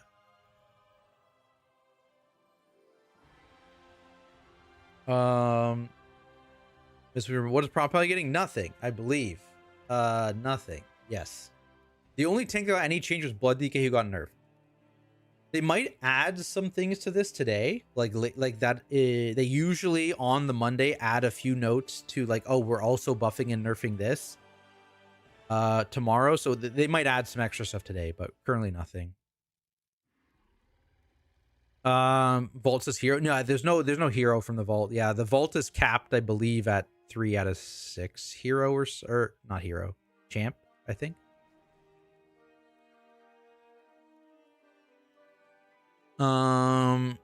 Bear tank this season was PAL last season, but looked very weak. Do you see any buffs for Guardian? No, there's no buffs for Guardian in here, but I do think Guardian's in a solid spot. Like, I actually think this season Guardian and Prop Paladin are both in a solid spot. They're not the best tank in any form of content, but they're probably like top. I mean, they're in the top half of tanks probably in general, like overall. I think it's probably pretty safe to say. Ciao, have fun. See you, Smeedic. Appreciate you hanging out, my friend. Starting out with Paladin, then split gear them all. Yeah, I'm gonna have my Paladin, my Guardian, and my Blood DK are in splits. So now I'm not a high priority gear, tank life, baby, but I am in the splits on those characters. So I'll get vaults, I'll get heroic, or yeah, I'll get vaults on those characters. So hype. Also say hero gear from Mythic 0, but champ from tier 11. What did mine actually say? Oh, I don't have any tier 11 on this guy. Yeah, so there's that. But yeah, I'm pretty sure this number is correct that I have.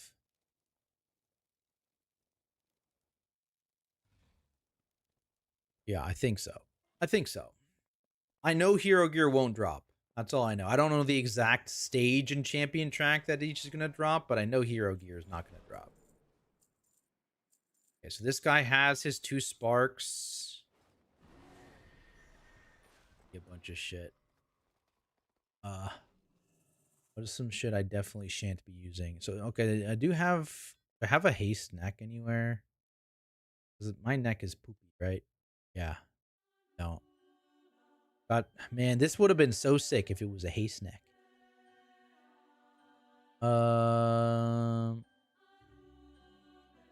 All this Loki sucks. Besides the shield, I'll upgrade this shield probably.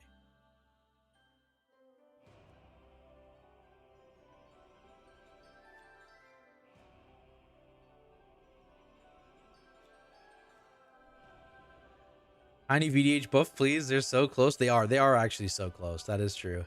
Sure. Surely. Don't need these rings. You have to buff Maul. No way. I want this iron for spam gameplay. Yeah. Yeah. I mean, dude, the fact that Maul caught so many nerfs in season 1 because of the old Apex, they changed the Apex and they don't rebuff Maul. I don't know, man. Like, I get that you can't just in a vacuum rebuff Maul, but I think a very slight nerf to Thrash, Mangle, Moonfire, whatever, like general output, and then a buff to Maul is probably warranted.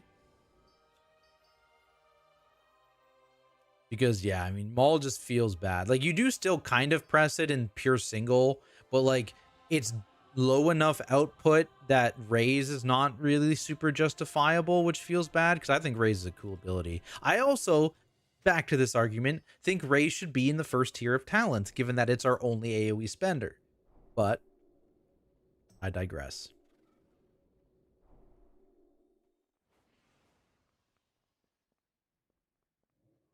Head to bed. Good night, everyone. Have a great day night. You too, my friend. Appreciate you hanging out. Thank you. Thank you. What do I do with my crafted pieces that are maxed from last season? Next shield, weapon, ring, boots. So having options is good as you get new gear, but generally, I think if you're crafting a weapon, then you can do one of the weapon related ones. There's like hunt and there's like some new one that I don't remember off the top of my head. So like prey related. Or you can stick to the Arcana Weave on your off pieces, like bracer, belt, boots, back situation. The low value pieces, the low stat pieces, so that it's not a big deal if they're at a lower item level. Where can I find the root links for import things? Unfortunately, Wago is not letting me import. Like, I don't think they're updated. I can check again, like, right now. Let's look. Here. Wago. So if I go to import and I go down to Mythic Dungeon Tools, yeah, it is not updated yet.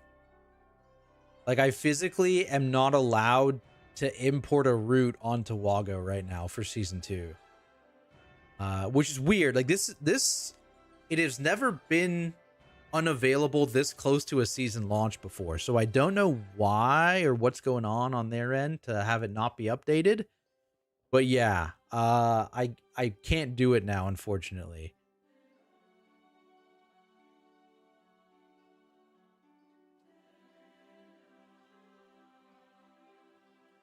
I don't like when I supposedly have a choice between spending rage on active negation, rotational defensive ability, and an offensive spender, but the offensive spender is so bad that's not worth pressing over. Yeah, that's what I'm saying. Like I don't mind having the decision, but when the decision is actually a bait because it just doesn't do enough, it's a little sad. And to be fair, I guess technically in pure single target, it's not a bait, right? Maul is enough output in pure single target, especially in the raid build, right? Because the raid build, I'm not a guardian druid.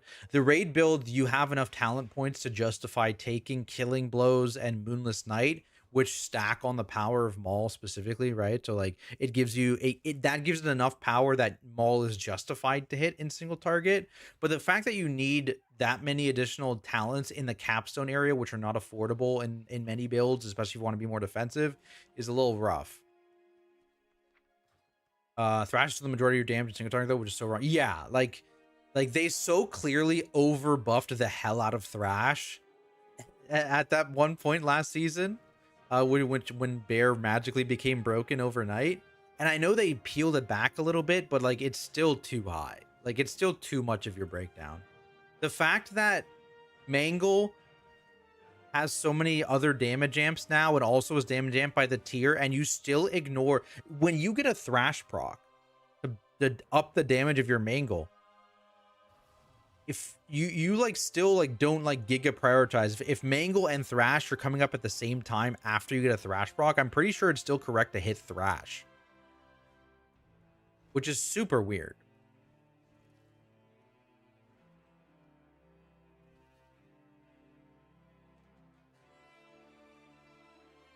Both Warrior and Bear fall in the same problem. Yeah, with Revenge. At least, yeah, Revenge Revenge doesn't feel as bad in my opinion. Revenge is cheaper, right? I'm not on a warrior, can't check. But I feel like in my head, Revenge is a cheaper cast. So it doesn't feel as bad. Especially because you can only have so much shield block up and so much ignore pain up. Like the Guardian one just feels worse to me. 20 rage. Yeah. So it doesn't feel as bad because it's like a smaller rage number. And again, at least by default, it does AoE. It's not doing a lot of AoE, especially if you're not Colossus, but at least by default, it does AoE. I need to change characters, right? What was I doing? Any knowers? Oh, I was supposed to upgrade my shield. That's why I went over there, by the way. I flew over here, walked around in a circle, and flew back. Holy. Rest exchange, right?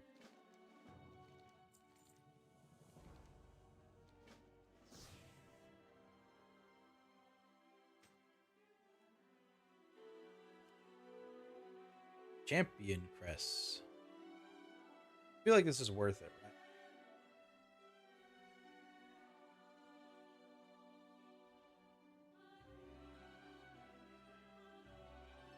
It's not going to matter. I mean, I should wait. I should wait.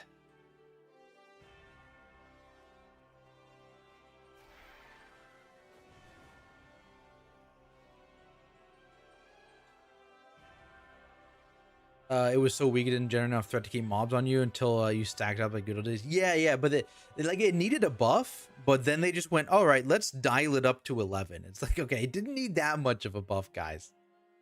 What is all this other random food now, by the way? I don't want any of it. I'm just gonna sell it all, actually. What is this? Don't need that. Get in the bank, get in the bank, get in the bank. Bank. Bank. How was that vegetarian?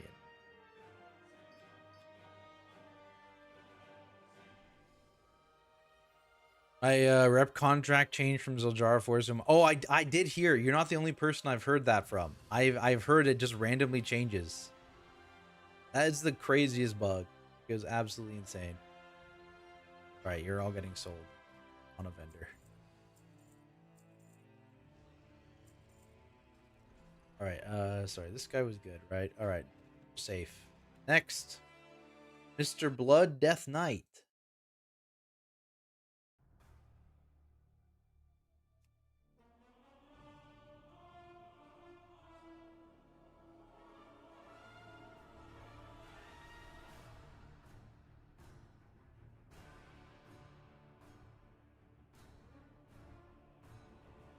This Havoc tier. All right, all right.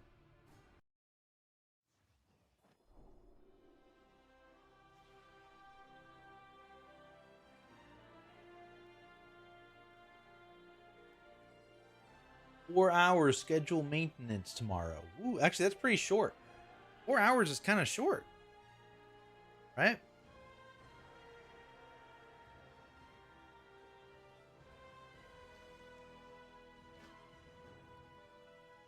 Okay.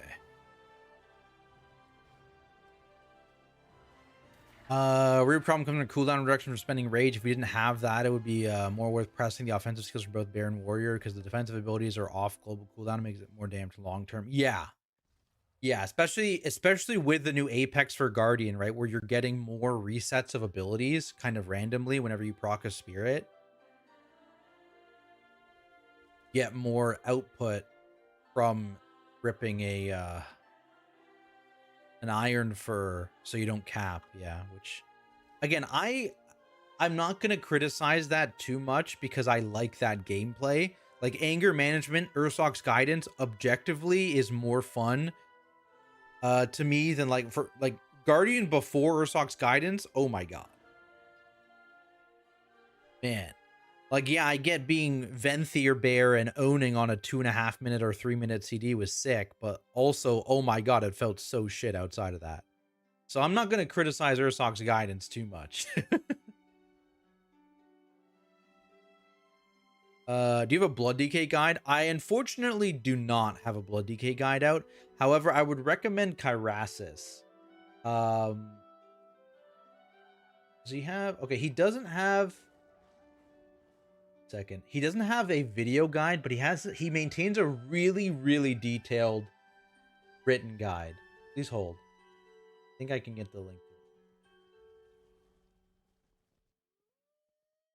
it. It is for Mythic Plus specifically. Oh yeah, you linked it. Okay, sorry, I have links removed. But there you go. That's his written guide. It is for Mythic Plus specifically, but it is super in depth. It's got a lot of information in there.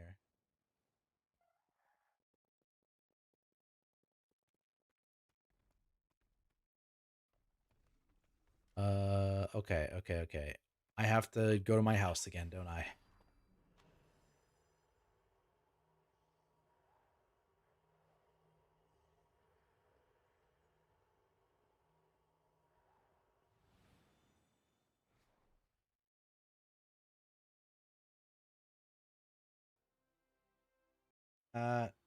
Good. Kyrasis is the Blood DK guy. Yeah, the actual legend, Blood DK legend for sure. I hit a tree, guys.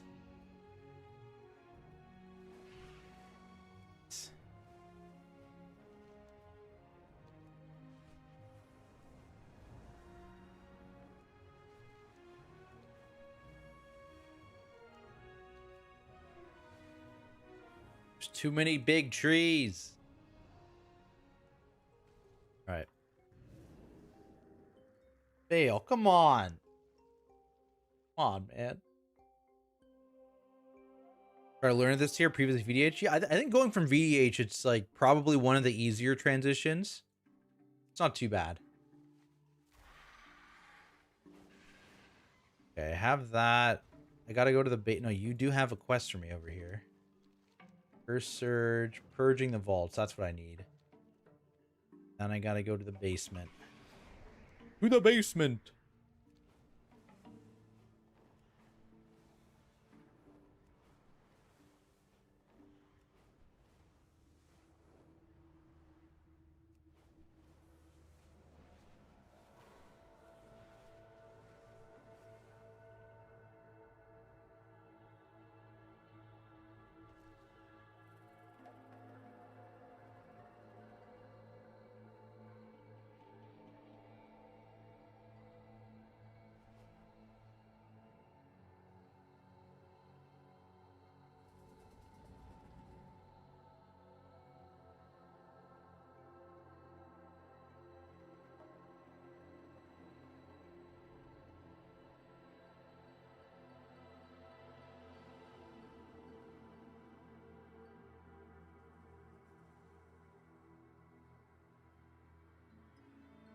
Here.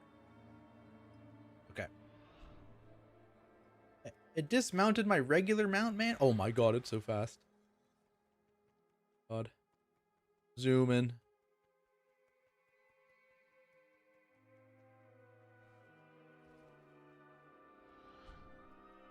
Complete the current strike. I'm going.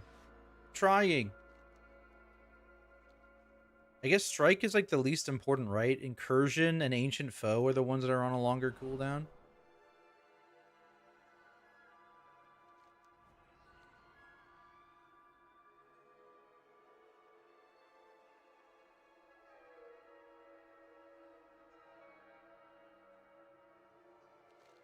From whence it came.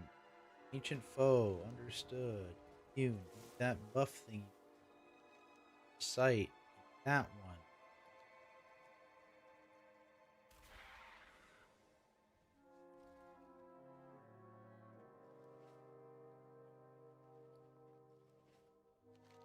What's out there? Oh, this is the party one that I'm definitely going to do. Smile. Version. Summoning ritual. Alright, convenient. It is starting.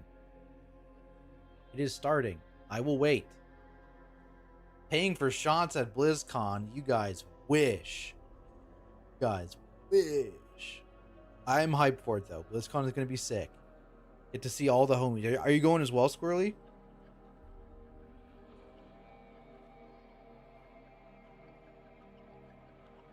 The fact that I get a guild chat ping in my guild Discord, even though I'm online and can see the guild chat. Woo! What do you want me to do again? Vengeance for the dead. Slay a foe. Right. You're the weird one that marks my map or something. Going up Thursday? Let's go.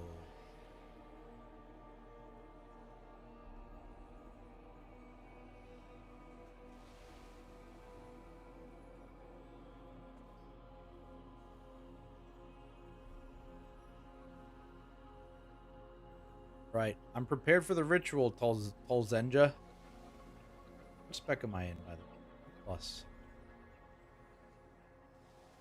I feel like these are supposed to go somewhere else, aren't they? I don't remember. No member. All right. Where are we going? Deliver offerings. Understood.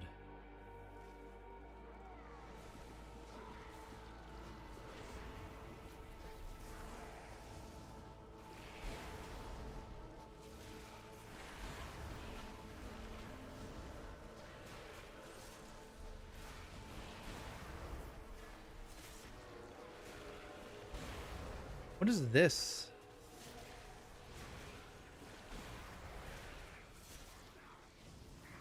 What is it tracking? Is it showing my rune state? Don't do that.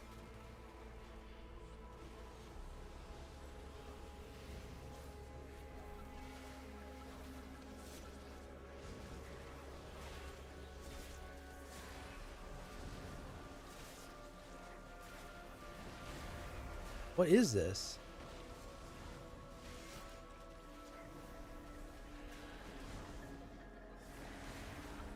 No, it's not showing my rune state. I'm gonna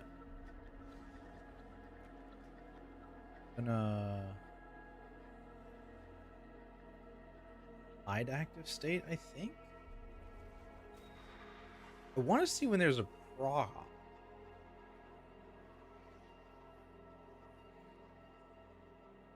I need to get in combat again.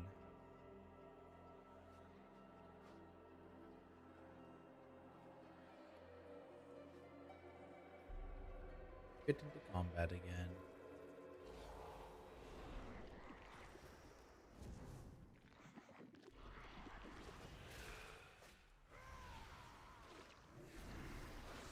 Okay, okay.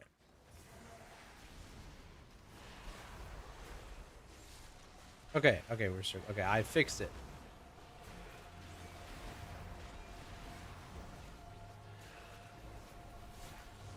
What was that?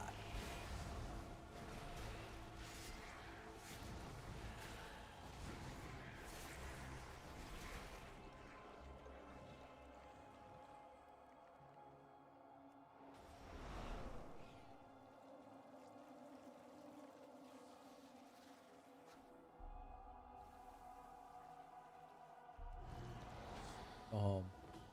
Oh, okay. I'm coming to protect you, my friend.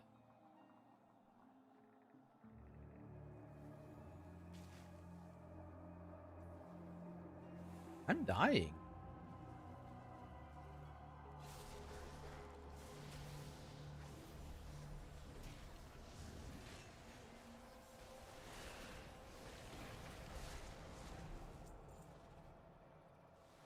All right.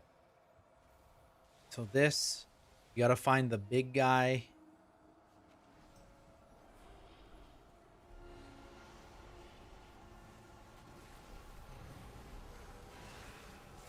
And then you just gotta find any temple strike somewhere.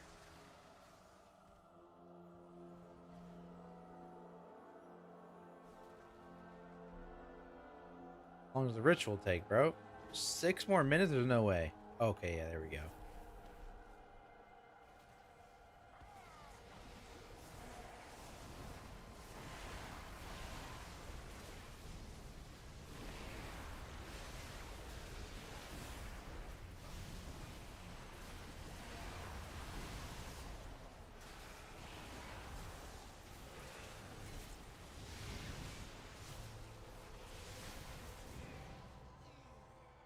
Wow. I did incursions. That's done. Put this knife down here, I guess. To find... Oh, Powerful Man is up. Powerful Man is up. Go, go, go.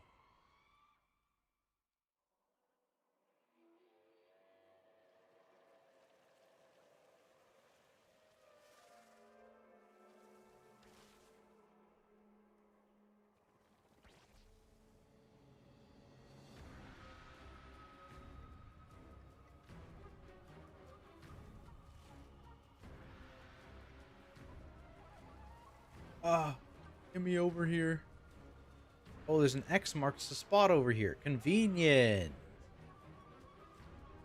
And you, large glowy men. I shall defeat you.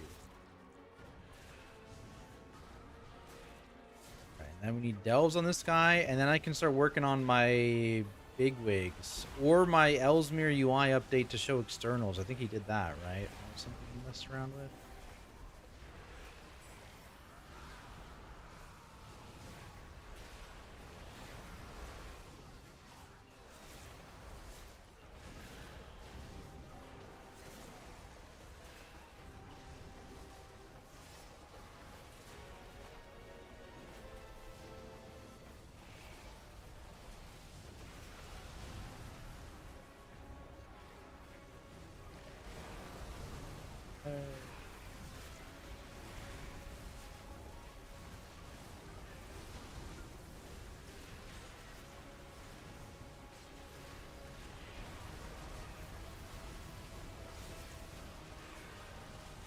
Okay.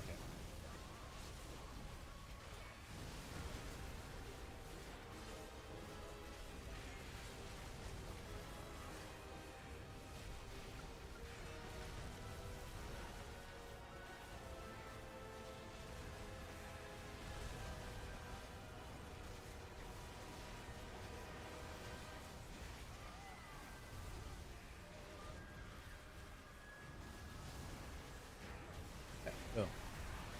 Kill this man. Impulse Strike. Those just show up on the map, right? Surely one will spawn after this.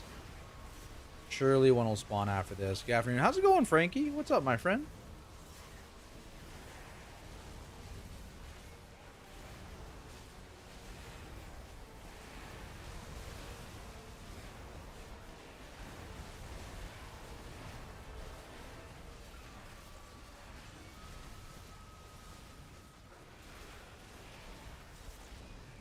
I think VDH is going to be for season 2.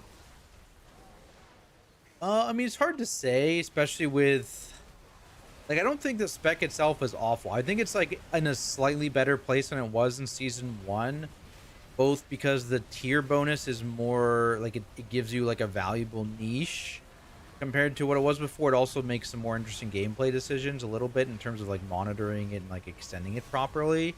And then you have, like, a little bit more defensiveness gains from the changes going into this patch. I kind of expect in Mythic Plus, unless something changes, it's still going to be in, like, this weird situation of, like, you can kind of feel dry if you get bad procs of your meta.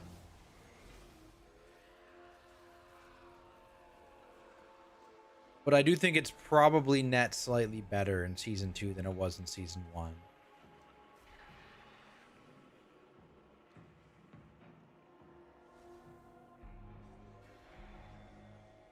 Same old, still at work, but listening in. Appreciate you stopping by, my friend. Let's go. I'm excited. 1 day left, baby. 1 day left. Oh, I have to purge the vaults too. I forgot. Okay, there's a temple strike.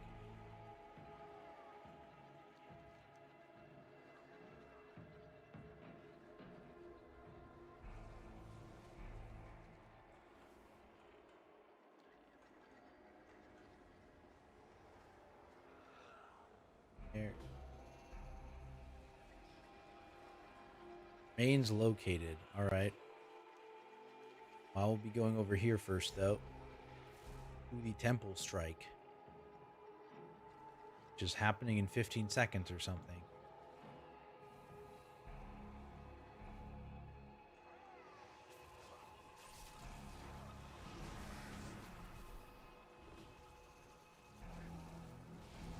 Get him.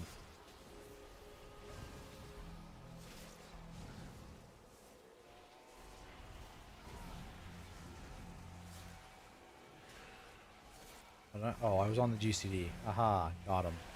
Speaking of tier bonus, do you think it's worth to break 4 set to wear higher item champ gear, especially on tanks? Probably not. Like, probably like to break it to wear a 2-piece, yes, like the new 2-piece. But I wouldn't break your 4-piece just for eye level.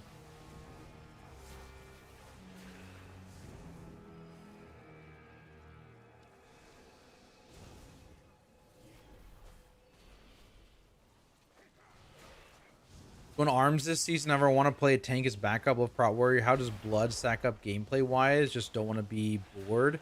Blood's, I would say Blood and Prot Warrior are fairly different gameplay wise. Blood is more about like you have much slower resource generation as Blood compared to Prot Warrior, but like that's kind of also what you're using to live, right? It's not like Prot Warrior where you're maintaining shield block and then you're like layering more pain on top of that. This is just like your health bar and your runic power are like your resources, so it's like a little different. Your maintenance thing is your bone shield, which I guess is like your equivalent, I would say, to shield block. Or if you're running around with no bone shield, you're probably in for a bad time.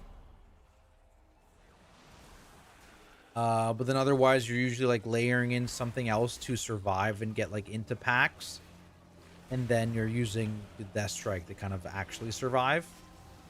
So like they're fairly different, but I wouldn't say it's like insanely hard by comparison, you know? Like there's not like a huge difficulty difference. It's just different.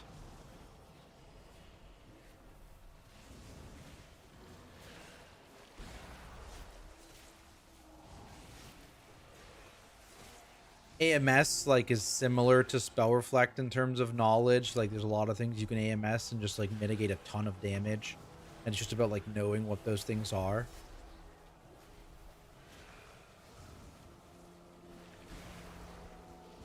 You get in here. What do you mean there's nothing to do with oh, I'm not targeting you. Yep.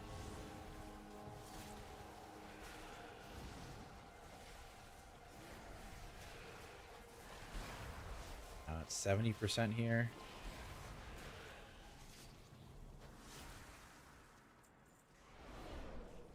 Is there any more of these like guy there? The activity guys? There's a few of them. Get over here.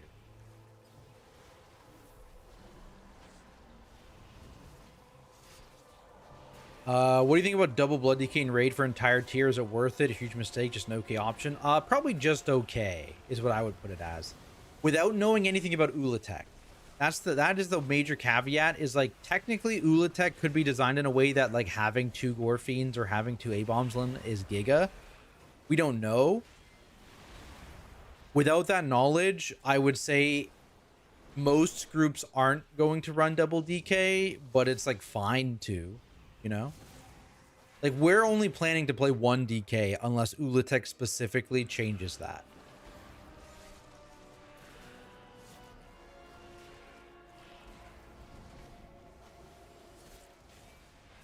Just need to kill all these guys. Are you playing Blood DK or Prop Paladin? I am playing either Prop Paladin or Guardian Druid. My co-tank is currently slated as the Blood DK. Yeah. So that's what I'm doing. But who knows? There were, you know, people were like, before the nerfs to Blood DK, people were talking about potentially double Blood DK, right? Post the nerfs to Blood DK, I don't think people are really considering it unless there's something that specifically warrants it. But there is like whispers of vengeance, which I don't buy personally. But who knows? Maybe there's like some weird thing where you really want a hypermobile tank on the last boss, but I kind of doubt it. Yo, what's up, Charan? Appreciate the raid, my friend. One more day until content. Holy. 92%.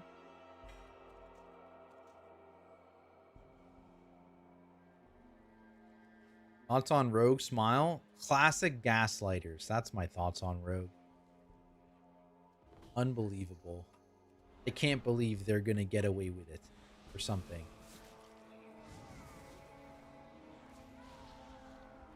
Guys all dropping. All right.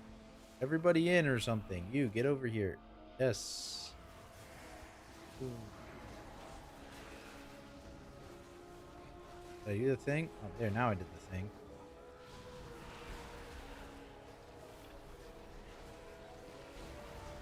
Live streaming all my frog on OnlyFans. Yeah, they have a better sub split, actually. Please subscribe to my OnlyFans to catch my live streams.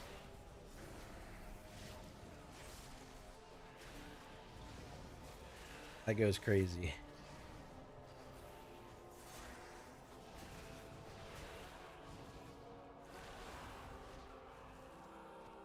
Only 4 out of 5? No. I need these guys.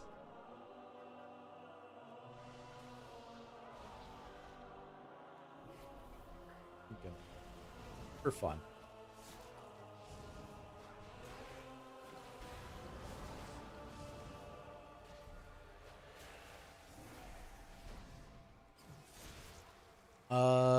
Tried everything but Blood. Don't like any of them besides Prot War, but to be fair, I love Warrior all the way around. DK isn't my thing, but Blood does look interesting. Yeah. The one big thing is, like, Blood is definitely slower than Warrior, especially if, like, Mountain Thane is your thing. Like, I love Mountain Thane. Blood is much, much slower than Warrior in general, and especially Mountain Thane. So there is that. Activities completed. Get me out. Thanks for interacting and answering my questions. I know you guys are busy while streaming, so much appreciate. Of course, yeah. I mean, you know, the benefit of doing I'm basically doing AFK content, world content, because there's not much else to do. So benefit of that, we get to yap with chat. Let's go. Gap between tanks will be as huge this season as last. No, absolutely not. Well, one thing is, like, initial expansion tuning always is like wild, I feel like. Once you get into the first and second patches, like, they can narrow it in a fair bit because they have the initial major changes already in, and they kind of, they're starting from a better point, right? So that's one thing. But yeah, I think especially, like, damage wise, durability wise, I think you can make pretty good arguments for, like, I think there are strong arguments for 4 out of 6, and then raid buff arguments for the last two in Vengeance and Brewmaster. And again, apparently there's maybe some Vengeance tech on the last boss we don't know about. That's a possibility as well, but I think generally the tanks are in a much better spot this season overall compared to season 1.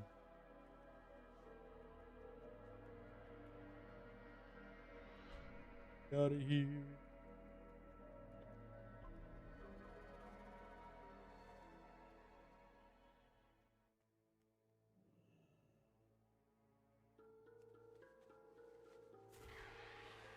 Okay.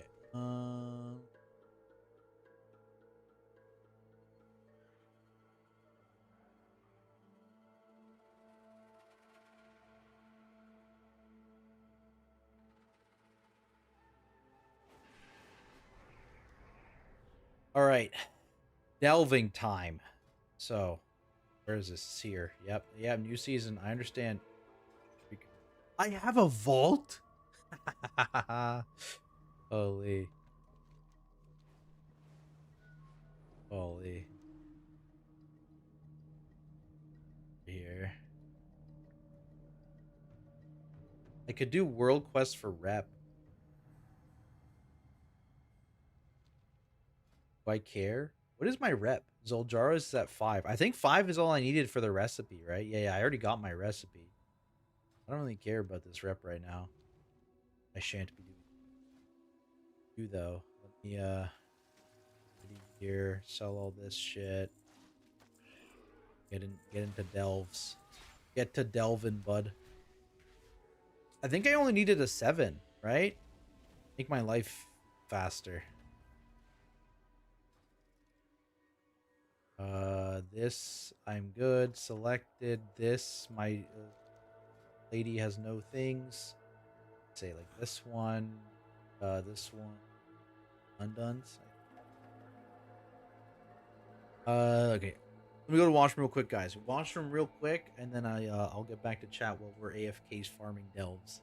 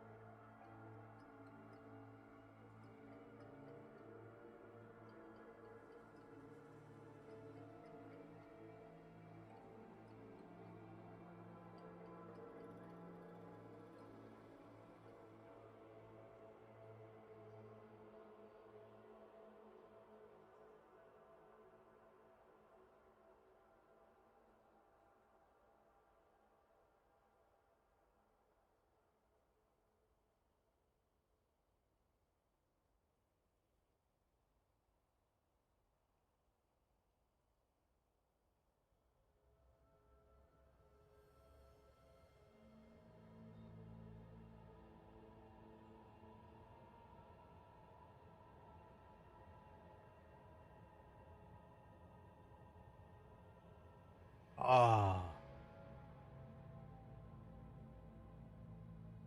right.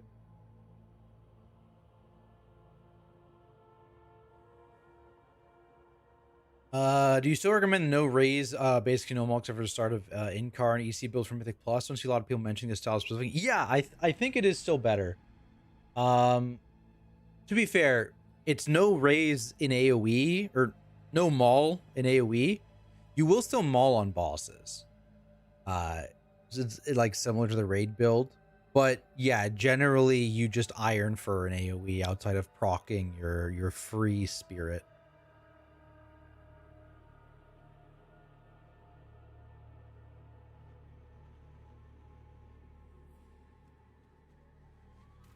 Oh, like you can play Druid of the Claw, but it is gonna be worse. And I got such short arms. Dang. Oh, I guess this is nice in that it makes you only have 2 of the dangerous packs instead of 3 on a 7. That means my box at the end is gonna be worse. Box at the end is gonna be worse.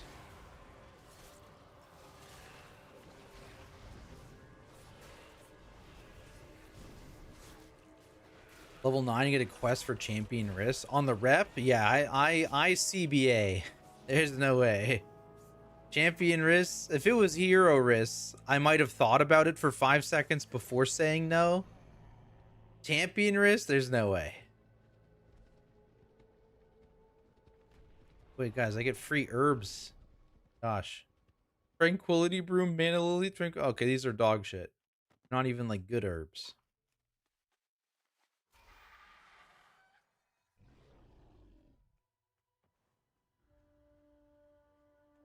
Champions uses tomorrow. Yeah. Also, what's up, Dumb? Are you going to BlizzCon this year, Dumb? Yeah, let's go. I will see you there.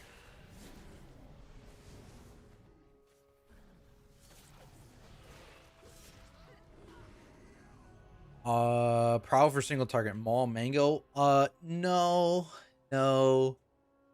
So the prio for single target is keep your Thrash and Mangle on cooldown. And then if you don't need to Iron Fur, you can use Maul. Otherwise, you'll spend it on Iron Fur. But basically, you never want to waste presses of Mangle and Thrash. You want them always to be on cooldown.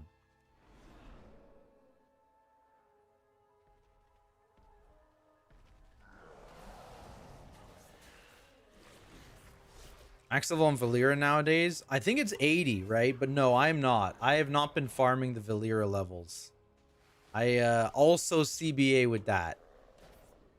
But I was max level throughout all of last season. I got her to 60. But yeah, the cap, I think there's an achievement, right? The actual cap is like 80. Yeah, the actual cap now is 80. Which will help you if you get her to 80, make the question mark boss a little easier next week, next reset. But I won't be doing that. I won't be doing that. Maining this season, currently up in the air. My split characters are Prot Paladin, Guardian Druid, and Blood DK. I am the secondary Blood DK. So and it's unlikely we'll be playing 2. So that's an unlikely character for me. I believe we're currently leaning playing Guardian Druid as our Druid buff. And then using Holy Paladin as our Paladin buff. That is what our current guess is, but nothing will be like determined until week 2 and we see what the race guilds are doing.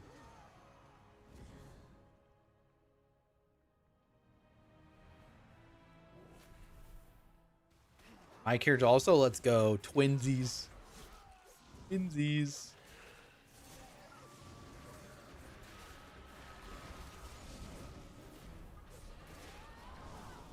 Really, I can just ignore this, right? Yeah.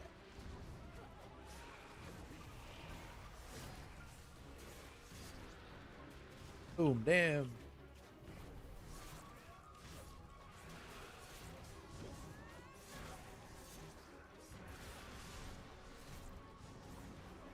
Honestly, why did I even get out? What is this even? It's just doing damage to me? Man, who cares?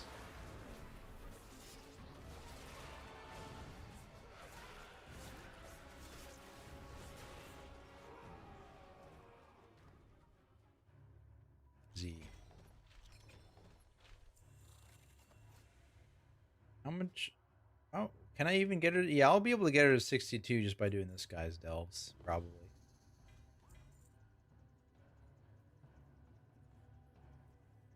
Poopy eye level, so I don't even know why I look. And I have to open my vault before I can even see. That's fine, man. Tier 7's got to be enough. Guardian main, P-Pal if we need on Twin Fangs, Blood Decay if we need it for Ulatech. Yeah, I doubt Prompt Pound would be like required for Twin Fangs. Like we did it on the PTR because we only had an hour, right? And the setup required the consistency wouldn't like be there to progress in the hour, so we just stacked Prop Paladins. But like the interrupt style, like the interrupts on that boss are easier than Lura's interrupts, and you didn't use a Prop Paladin for Lura, so it's definitely not going to be required. It will make it easier, just like it made Lura easier, but I'm sure people will just figure it out without one if people are running Holy Paladin.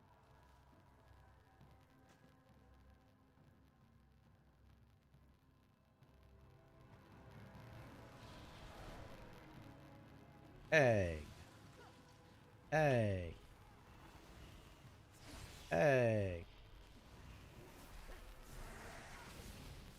I got slowed over there. Holy, he's so slow. Yep. Oh, that guy didn't get in.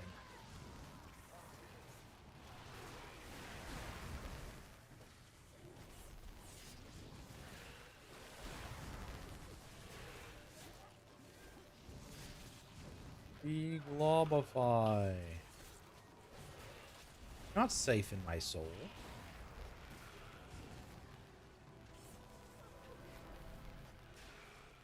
We have a Boomy and a Feral. Yeah. We are also gearing a Boomkin, right? Because we're not 100% committed to the Guardian pick. So we do have a Boomkin. Also, it seems like it'll be good on a few bosses, and it might be good on Ulatek. But that's more of like just so we have it situation.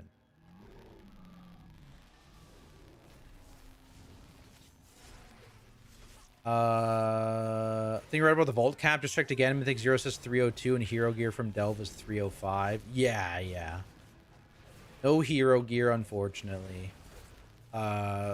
Spell warding value, but also it's not necessary on that fight. Yeah, and it's also like the immunes are more like personal valuable, but like you can figure it out as like your own set of personals, right? Because like it's nice to bubble and spell ward the beams because it also stops the pushback, but again, it's like, yeah, not a mandatory thing. Though I'm sure if they end up running prop paladin, like they always find tech. I'm too stupid, you know. I'm not gonna be able to figure it out if there's some crazy spell wards.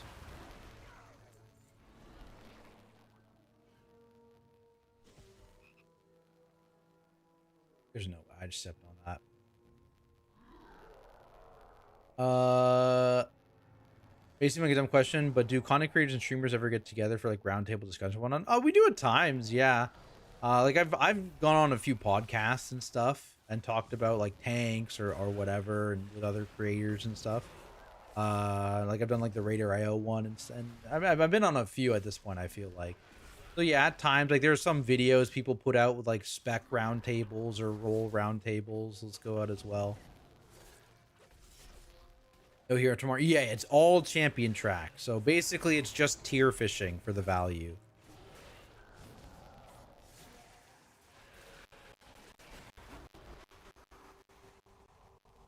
Car.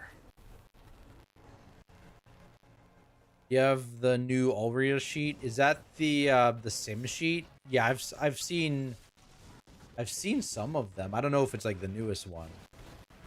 But I've seen some of them, yeah. 10-second polymorph, the most diabolical thing. Yeah, dude, it's I'm sure it's visible, right? It's like one of the trap things on the ground, but I wasn't paying attention, man. The sword to see, yeah. It's okay. It's okay. Do you know a way to change it where you open someone else's MDT route, it doesn't save it to your add-on? I mean, if I don't want it, I'll just delete it, you know?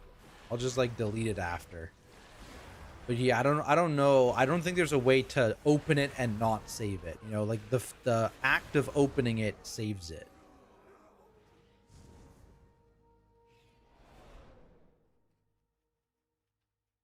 Hey.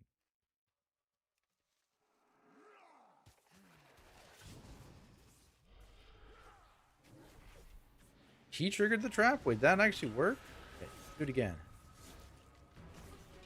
That hit me.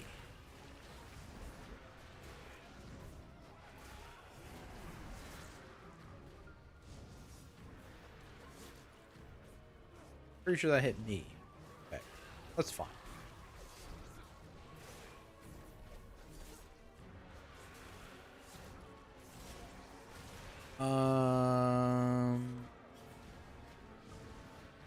More times I can remember. Hard to see. Yeah. No, I definitely have been hit by it several times. Let's see. What are you maining in season 2? Undecided for raid currently, but basically my split characters are Guardian and Prop Paladin, which are the most likely, and then also Blood DK, which is more of like a backup thing.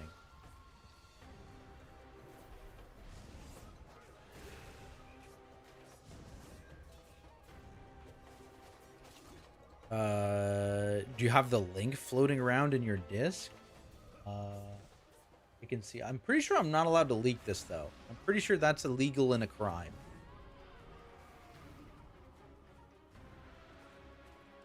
Yeah, I'm pretty sure. Yeah, I've been specifically told not to leak it.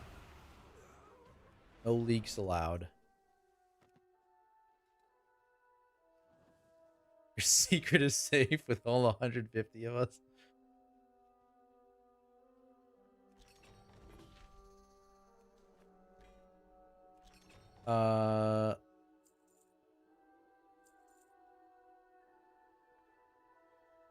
Consider taking Saga tier from Vault. Good splits no take tiers. Yeah, oh, it depends what tier slots you roll. Because basically, you don't want to, like, as you see your vault, you should not take anything from your vault right away. You should go through and do raid and see what you get before taking anything. The dream is there are multiple tier pieces in there, and then you can pick a tier piece that you didn't get, and then that gives you a bonus, you know? That's the dream.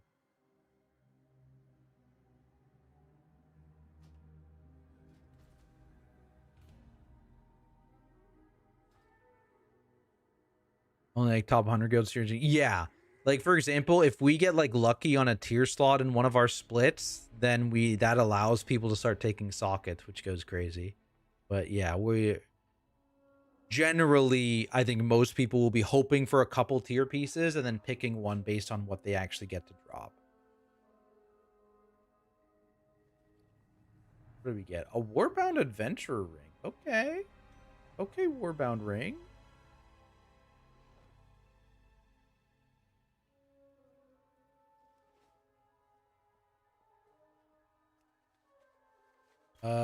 Do you live stream keys often? A fair bit, I would say. So like I live stream like early on in the season, you know, when I'm doing gear and all that stuff. So I'll be streaming tomorrow, bunch of keys.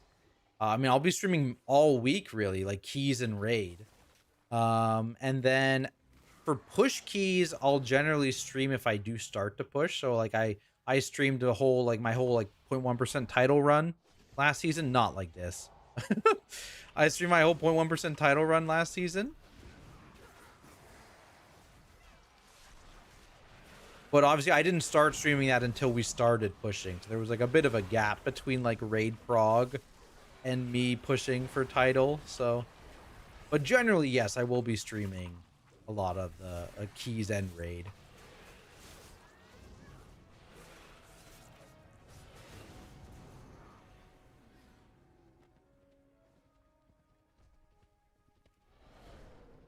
Wild shrink.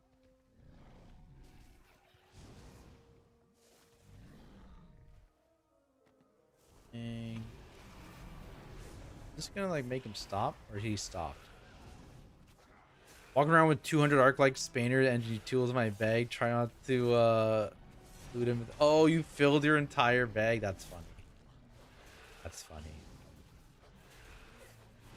Yeah, we do the one alt four mains, or other way around. One main, four alts thing.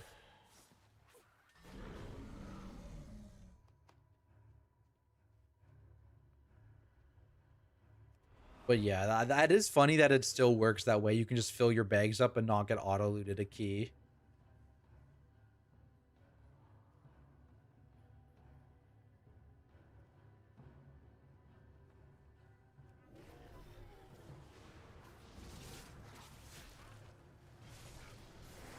What's the full bags do? It prevents you from looting a key.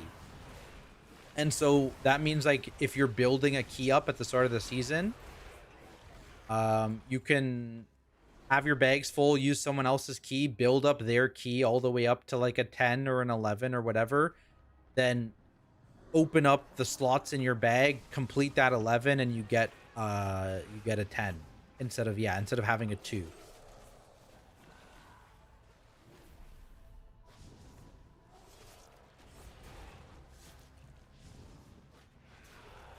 Not auto loot. No, I believe they changed keys to be push loot to prevent that specifically, but you can still get around it by having your bags be free. Or full, rather. Or what we do is, yeah, the alt trick. What we do is we will have one main and 4 alts in our first groups of the day.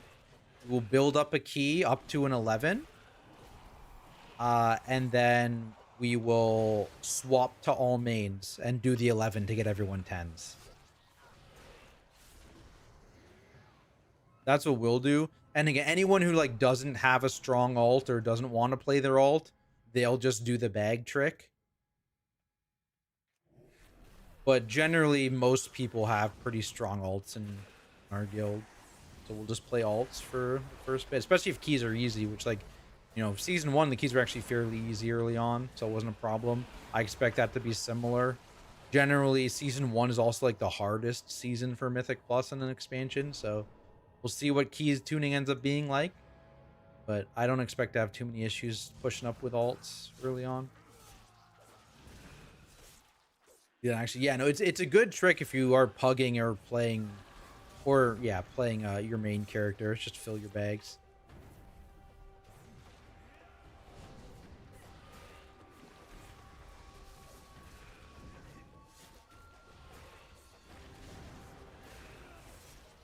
Get this. Boom.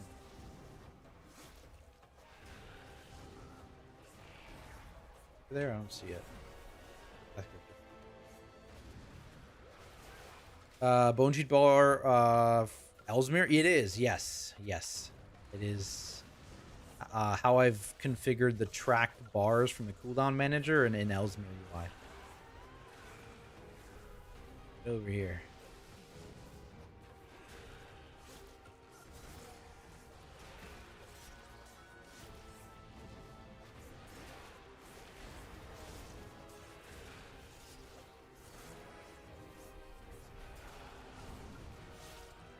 Get him.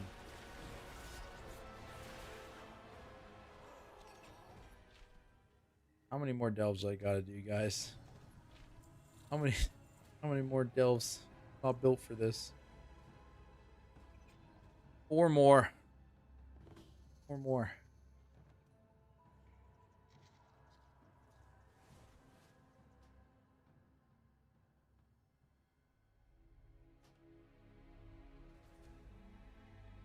Back in.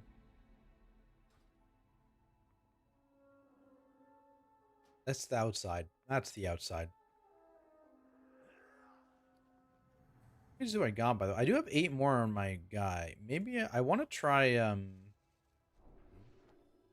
I can just buy the second one. Is that how this works?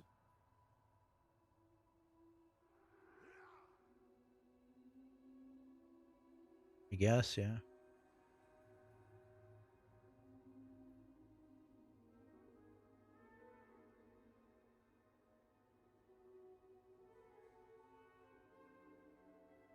You share between all enemies.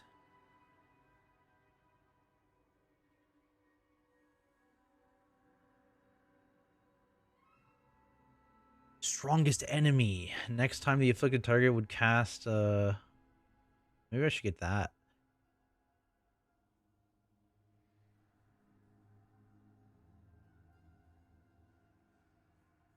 Interrupt one might be nice. You unlock 8 powers, be able to use 2 at the same time? Damn it. A lot. I don't have enough for that. I can unlock 2 more. I should unlock that interrupt one. I'm guessing the interrupt one will make the boss a little easier, right?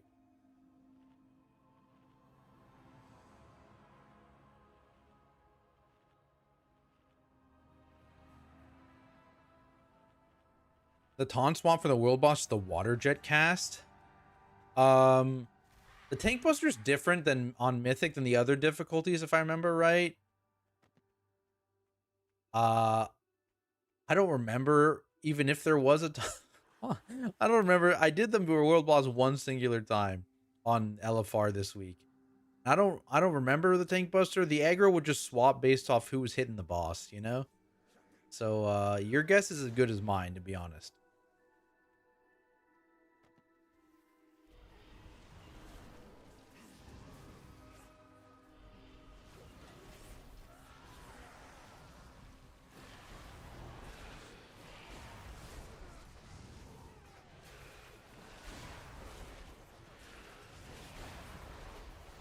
Hit the big monster man.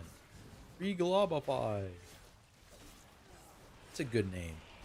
It's a strong name. Healing a lot.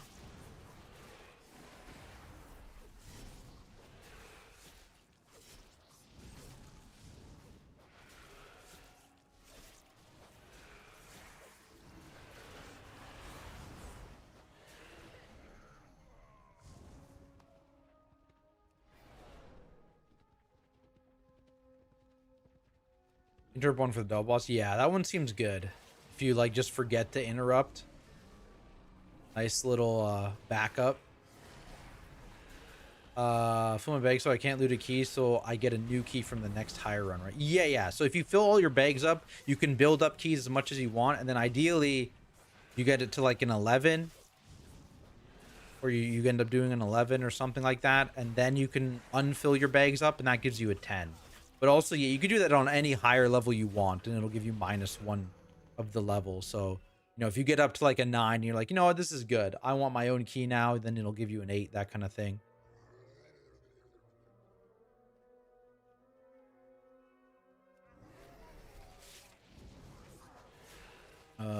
Water jet, 35% invulns if you take 2 back to back. I see. Understood.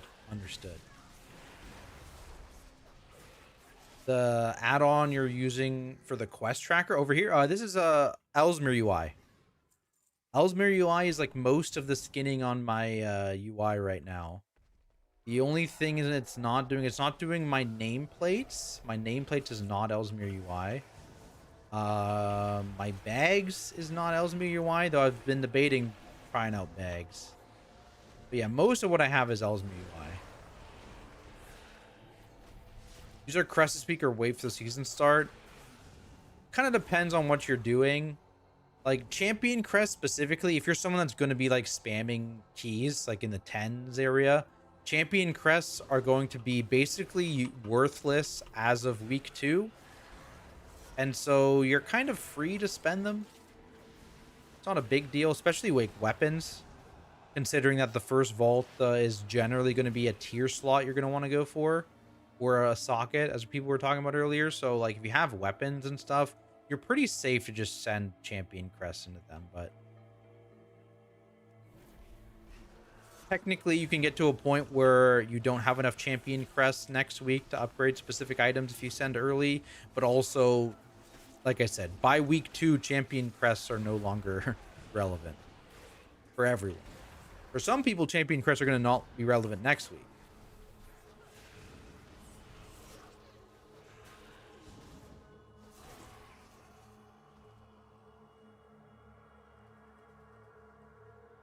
You're a boss man.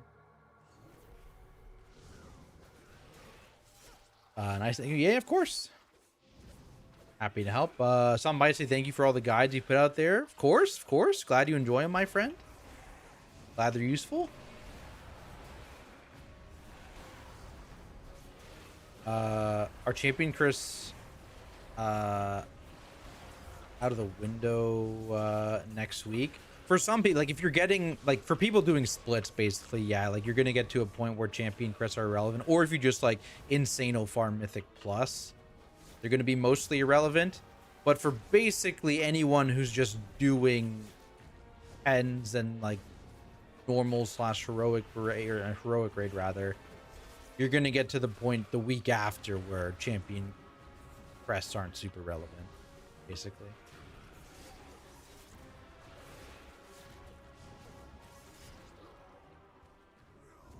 If you spam every song, get you need 0. Yes, outside of like the niche pieces, right? Like niche trinkets, maybe, or like niche jewelry with the correct stats potentially, right? So you might need like a few slots still on champion, depending on your actual drop luck for the niche pieces. But yeah, generally, you won't need many of them. And so like because of that, like for basically everyone, champ crests aren't going to be super needed for as of week 2. Number of bone shield stacks. It's on my marrow rend. It's on my marrow rend. It's like the big number on that.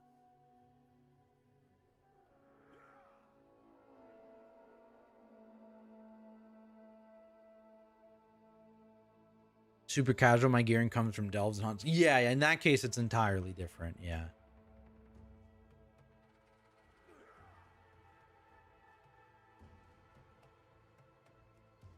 $311 base drop from 10s. Whatever 3 out of 6 is. Here, let's go to a raid boss. Surely one of the raid boss drops 3 out of 6 hero, right? 2 out of 6. So yeah, that means 311. Yeah, there you go. 311.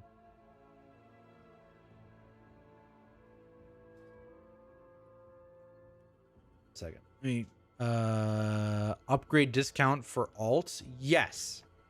Yes. If you have like the slots on alts, you get, or you have the achievement or whatever it is, right? That'll give the discount. One second. I'll be right back real quick. Real quick.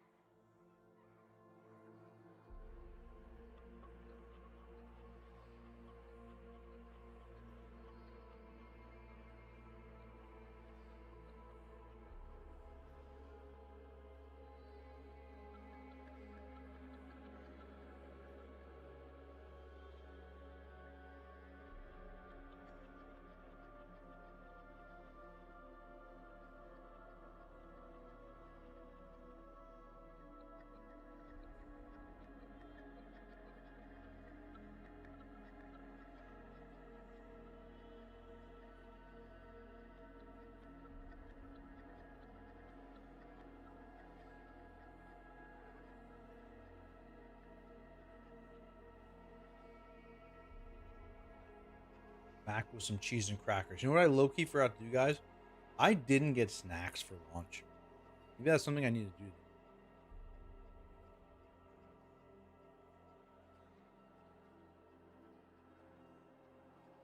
Maybe I need to go to like Bulk Barn. They close. They close at 8:30.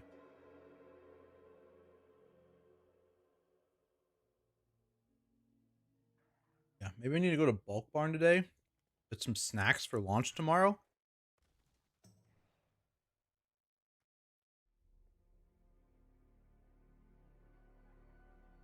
Kind of forgot. Totally slipped my mind.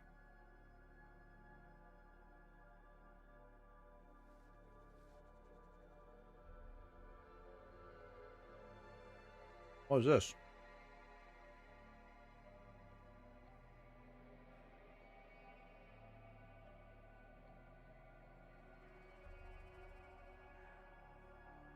Per level 90 character.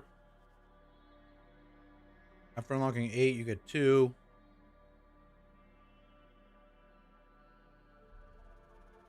Yeah. I mean, like, it's just not, you're not gonna have, I mean, you'd have to do it on so many characters to get it for next week.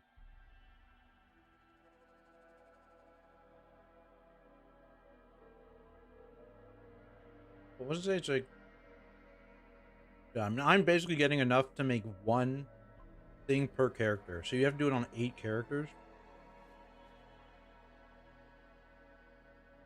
Which I'm sure people are gonna do. 10 per character? Yeah, what am I at? I mean, where's the button, man? I have 1, and then I have 14 extra. Which, like, there is, like, some variance in drop rate. So I'm getting a little less than 8 per character. 7 point something.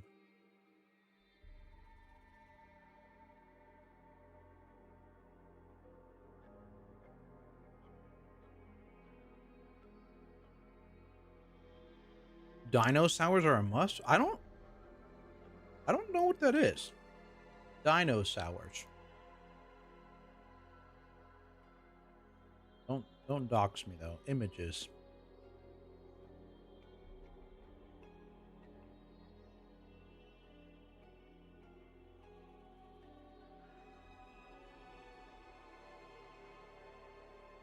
I don't know what these are.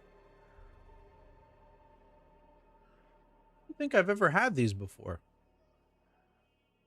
Are these like, where are you from? Are these like British or these are American? I don't know.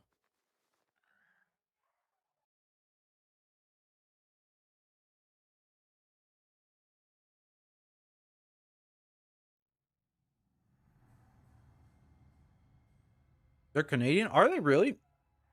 I am also Canadian. I've never seen these before.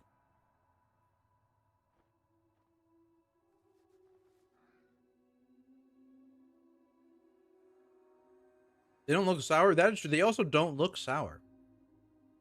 Maybe I haven't been looking hard enough.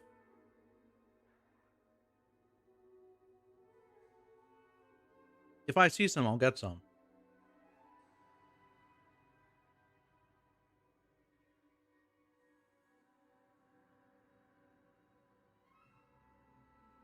Might 3 more left or something?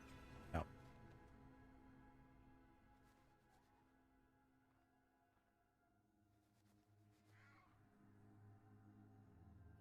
Almost done my cheese and crackers. Re-energized to finish my delves.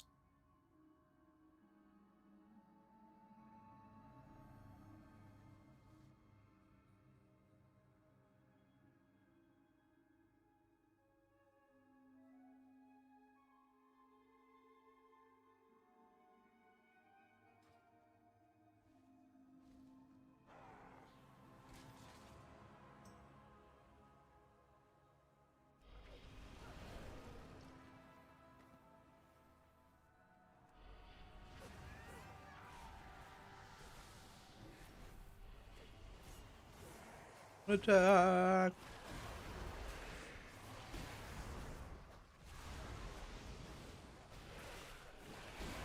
Maybe it's an East Coast thing, and they're like, not like sour sugar coated, just the right amount to say it's a sour candy. That's fair. Yeah, if I see it, I will get some to try it. Because I mean, sour candy is definitely my preferred. I prefer sour candy to some, sour in some way, you know? Flintstones plus Gushers? I do like Gushers. Gushers are good. I haven't had Gushers in forever.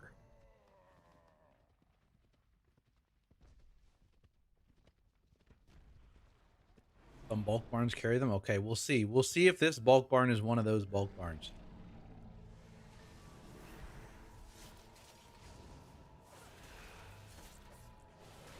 For that though, we gotta finish our delves on this guy, and then I want to do the question mark boss. I want to test out the the Snake Says add-on that I did download it to see, because I'm sure it'll be useful for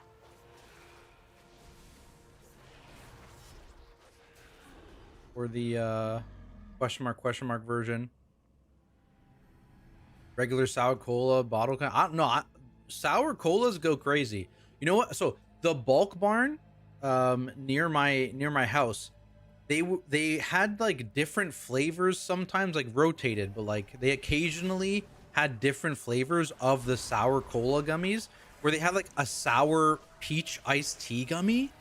Dude, that was crazy. I saw it one time. I've never seen it again. Because like they have this section of like rotating candies, like not the staples, like they'll just rotate through it like seasonal. Dude, that was crazy. Those gummies go crazy. But no, I am also a fan of the sour cola gummies. They're very good.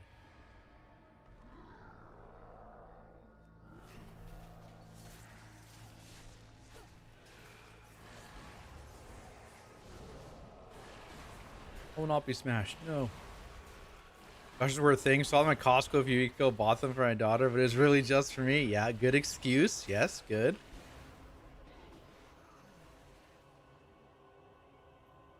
As a kid, I used to freeze gushers and eat them frozen. I haven't tried that recently, so I don't know if I was just an insane kid or if it was actually good.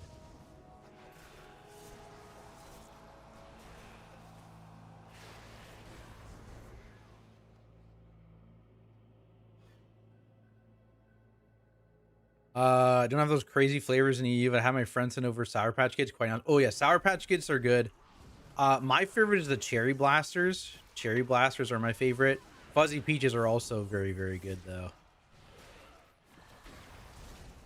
Honestly, Maynard's in general has a lot of good flavors. I'm not a big fan of like the Swedish berries or like this.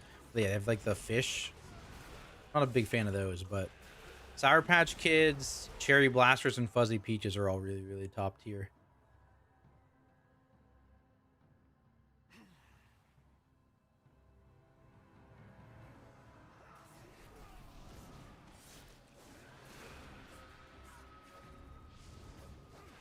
It's gonna come back in time, right? It is. As Volt is capped at champion tier this time, what Del level gives max tier 5 is champion, right? 6, 7, or 8 higher. I think 7 is the max in terms of the drop. But yeah, I think like 6, maybe 5 will give you a champion piece. But 7 and 8 give the same 298 eye level champion piece. So I've just been doing 7s. But technically, yeah, you could just do like 5s or 6s if you don't care about the champion tier. I don't remember the exact one. I lost my bone shield. I'm paying attention.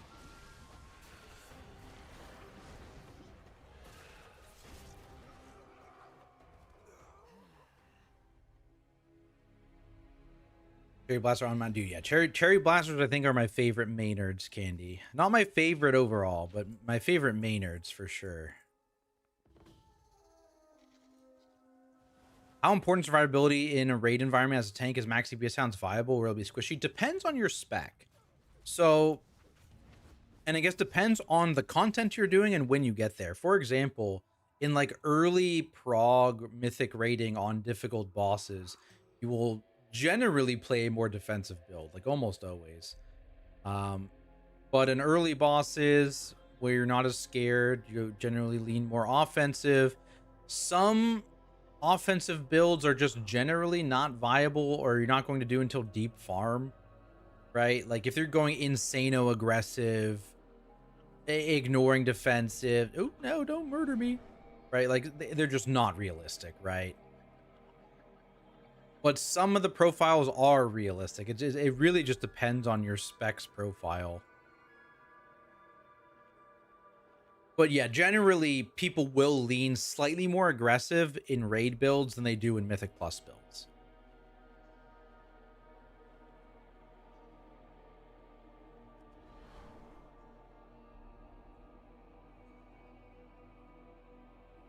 My God.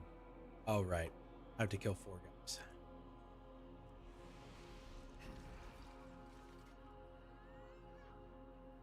What are you gonna main next season for Mythic Plus? I think in Blood DK Raid, Peepow, Mythic Plus. I don't really decide Mythic Plus. So, like, basically all my thinking at the start of the first like month, I guess, the first few weeks of the season, let's say. I only think about raid. Actually, it's definitely the first 2 months, right? Yeah, we generally raid between six to what, 9, 6 to 10 maybe if it's a hard tier weeks in a raid. But it's probably more like 6 to 8 is how long our raid prog is. So like for that amount of time, I'm generally thinking about raid only. And then also in that amount of time, we've seen what the 12.5 patch notes are, or the 0.5 patch notes are. And so I can look and be like, okay, who's anyone getting buffed in 0.5? Okay, I'll start gearing them. So I don't really generally decide my Mythic Plus main at the start of the season.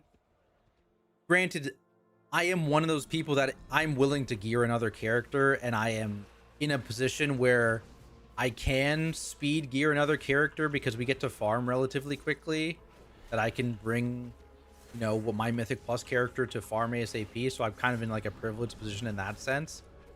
So I don't need to decide early on. But yeah, I generally, I haven't even thought about a Mythic Plus main at all, basically.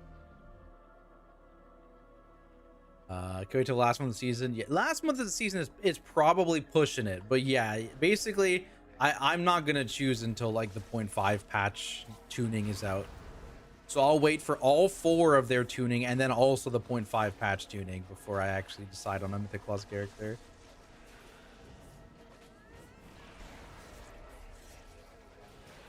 When we started pushing and got 0.1% last 2 weeks, Mythic Plus season. Yeah, when did we actually start pushing? It wasn't quite that late, but yeah, we didn't secure it. We got like the last key we needed in the last week even. We kind of cut it close, to be fair. But yeah, I think we actually started what, like maybe a month and a half out of the season or something like that. Like we started before they had announced the date for the patch. So pretty late still.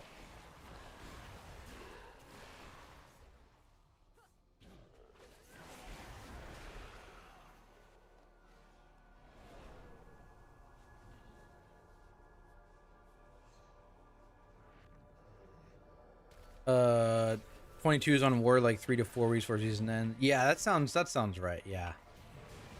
Yeah, the warrior arc. That was a good time.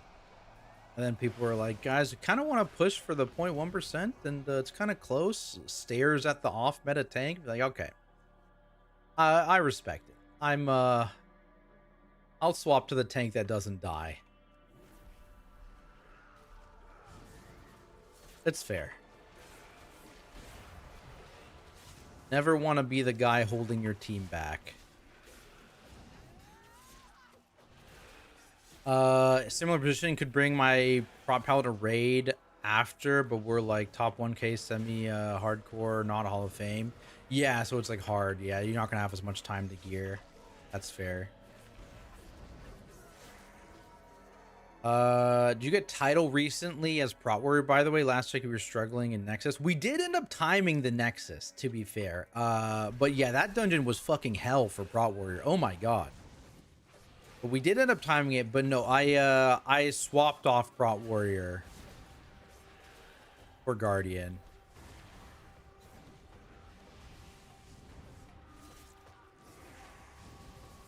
We did get title on guardian though. I ended like 42-21, I think is what we ended the season at.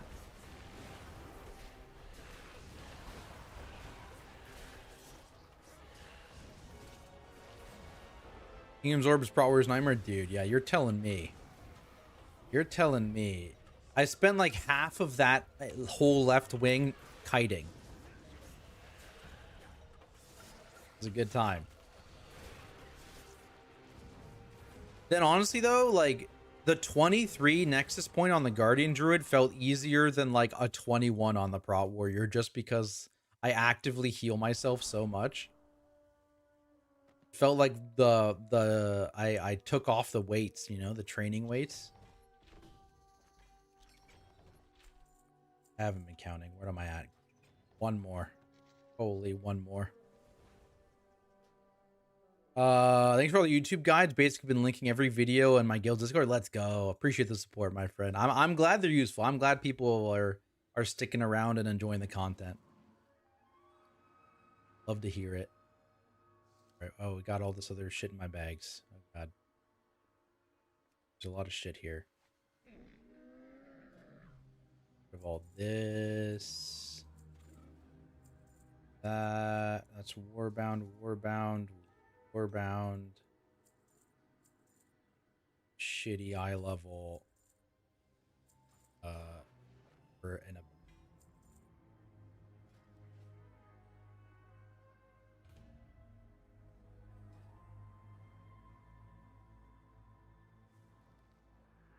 last one. Sad thing for me on Nexus Point was one of the highest cases I needed to get 21 on, and people decided it was a good idea to not destroy the mana batteries. Yeah, classic. Oh god, I saw this one. Get that. I love not needing to pick those up. Oh, I stepped on a trap. Please no kill me.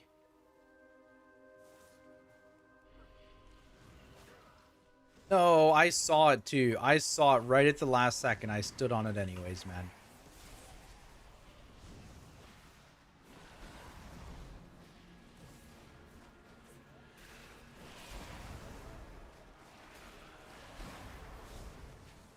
Okay.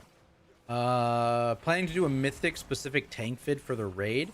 Like probably not like an exclusive tank video. Like I generally talk about the tank mechanics in the mythic raid guide for the boss specifically. Like when I get to them. Oh, these guys didn't come. And if it's like much more involved than heroic, then I'll go into more depth on it. But yeah, generally I'm not going to put out like a mythic specific video for the raid, especially because like I like my mythic guides to be live footage and not PTR. Like that's something I don't want to stop doing. Like, because I changed the heroic guides to be PTR footage because people wanted them earlier, and generally things don't change nearly as much. But yeah, I don't think it's enough new stuff to warrant a full video on it. And it would be so late in the tier because I'd have to actually have live footage of all the bosses too.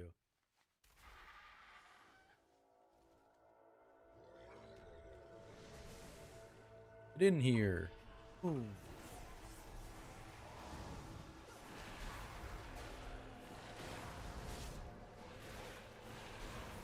In terms of difficulty for tanks, do you think this tier is going to be easier than last? Last tier. Let's think. How hard was last tier for tanks? I mean, I don't think last tier was super hard for tanks, right? Like, I feel like last tier would have been considered one of the easier tiers. Am I off there? I think it would be. As a tank?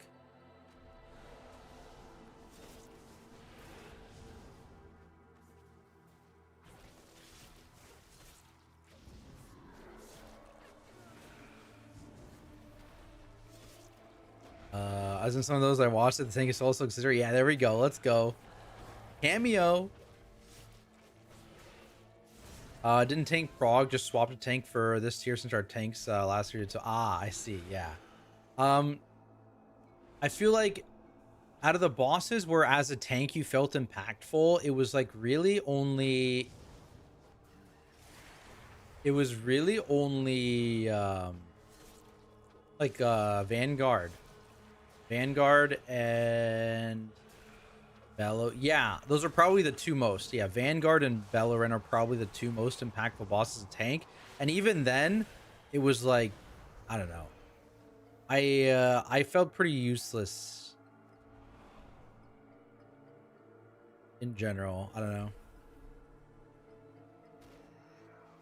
Like especially Lura, man. Oh my god. Like Lura, I was just like, the boss was not hard to live outside of P3. To be fair, when you were playing the full or like the 75% P3 instead of the like what 50% P3 you play now, when you were playing the 75% P3, you did have to somewhat think of your defensives on most tank specs.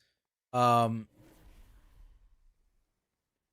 like even as a blood DK, I kind of had to even think of my defensive usage in the last phase specifically. But otherwise, I mean, we weren't doing much. We did more than most guilds, like usual in last bosses, where we like gave the tanks seeds in P2. But that was an uncommon strategy, I would say, for most guilds. And even with that, I didn't feel like I was doing that much. Solidar 2? Yeah, it's too early to matter. Yeah. Like, yeah, there was... Like, you if you had bad tanks, you probably had a lot more wipes on Salhadar than other guilds. But, yeah, it was... You kind of steamrolled that boss.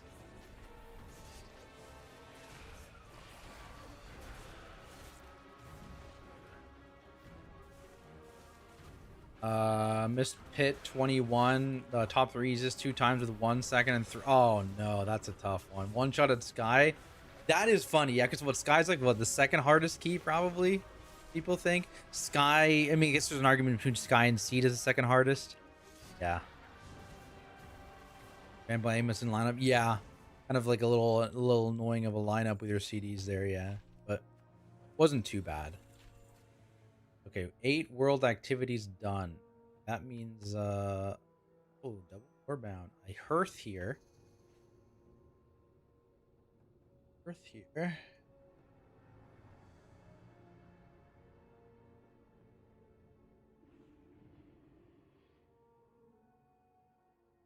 Yeah, so I expect, just because based off last tier not being on the easier end of tiers, I would expect this tier to be much harder. Ulatek by the journal sounds like it, you know, may be an interesting tank fight just based off the journal, but we don't actually know till we see it. Coiled Altar also has potential to be a pretty interesting tank fight. But we'll have to see what the final strat ends up being with how you do the frontals and how you do like the orbs and stuff. I expect it's going to be like an off, like whoever's not actively tanking the boss job, but who knows.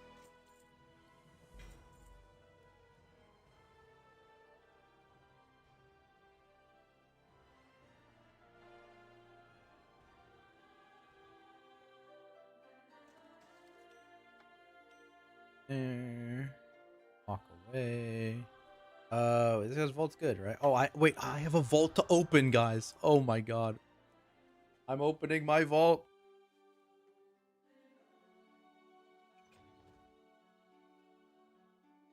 Wow. Me 1,000 gold.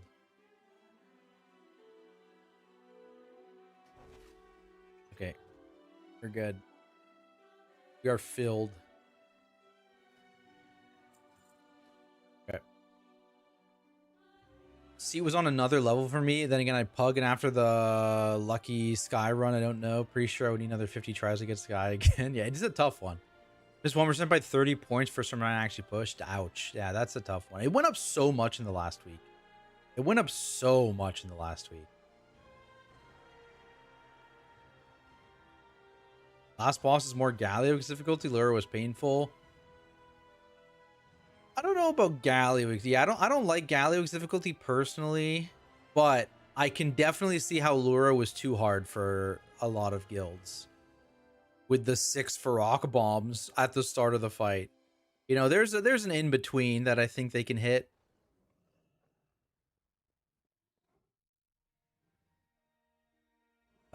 What up, Tax Names for guys? Hello, Quinlan. How's it going, my friend? Glad you enjoy the videos, of course. Welcome back in. The reason I'm getting a DH from Marsh told me to be... Oh, dude. Fucking Marsh. Marsh, I don't understand. Marsh has the biggest boner for Vengeance Demon Hunter. I don't understand. Unless there's some insano niche, you need a hyper mobility leap tank specifically for the last boss. That is literally the only potential.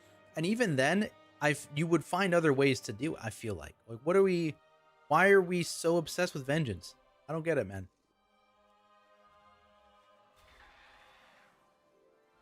I'm gonna switch characters. Yeah, I'm gonna switch characters.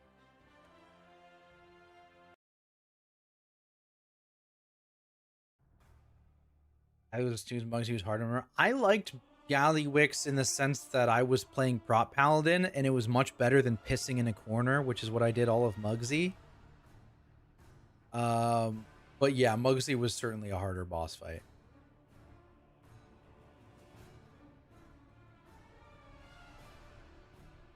You know, when you're playing in raid this tier, we're leaning Guardian. My split characters are Guardian, Prop Paladin, Blood DK, but I am the secondary Blood DK. My other co-tank is probably going to be Blood DK, at least to start. Because we're planning to bring Holy Paladin for our Paladin buff. So we are gearing a Boomkin, but we're not we want to be able to not play Boomkin if we need to, you know? So me Guardian. Likely. It could change. And likely will change. Talking, 7 days from now, I could be gearing a Vengeance Demon Hunter. Smile. Okay, so I want to test. I want to look at two things. One, the Snake Says add-on. Here it is. Oh, so you get to pick. Okay, what the heck is going up with my stance bar, bro?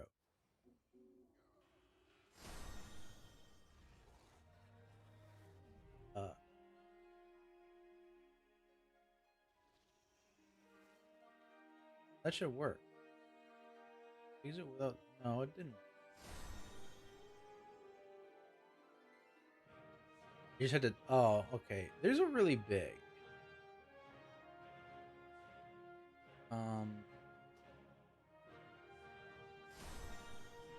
Oopsies. Can I make it smaller? Element option? Ah.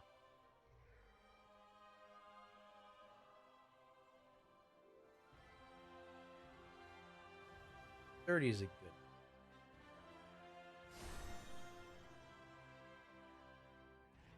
There we go. That's nice. Okay.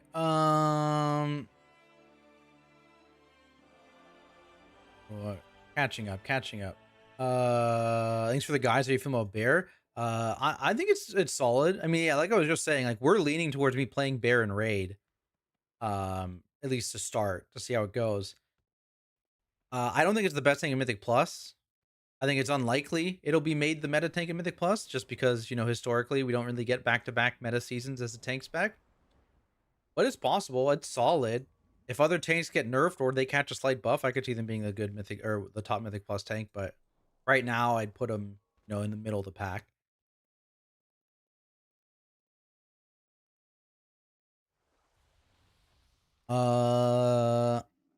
Coiled alter.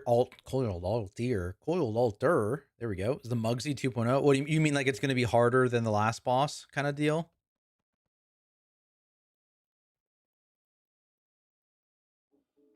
Looking for another Blood DK, double Blood DK fight, dude. When was the last double Blood DK final boss? What am I trying? I'm getting to housing. Pacified. There's no. When was the last double Blood DK last boss? Because what the last double Blood DK fight was, Brood Twister, right? Brood Twister.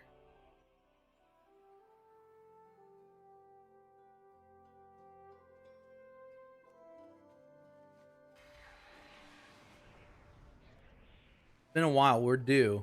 We're due for a double Blood DK boss. Nice flooring. Yeah, I haven't been in my house in a long time, but I did do that.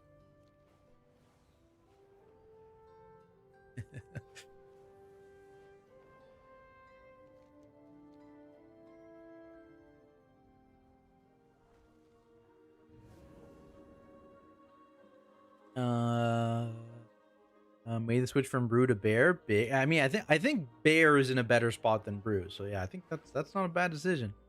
Marsh sneezes on the toilet, gets an idea that Tactics is now a Brewmaster. I'm like, dude, yeah. Don't even get me started. Don't even get me started on Marsh picking my spec. Where is it this? Yeah, Venom Fall Deeps. I'm stuck.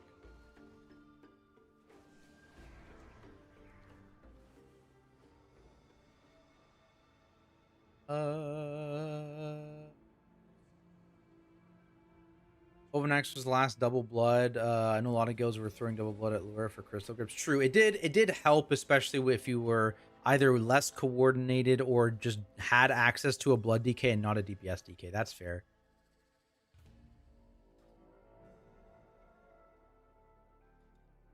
I'm like, this dude.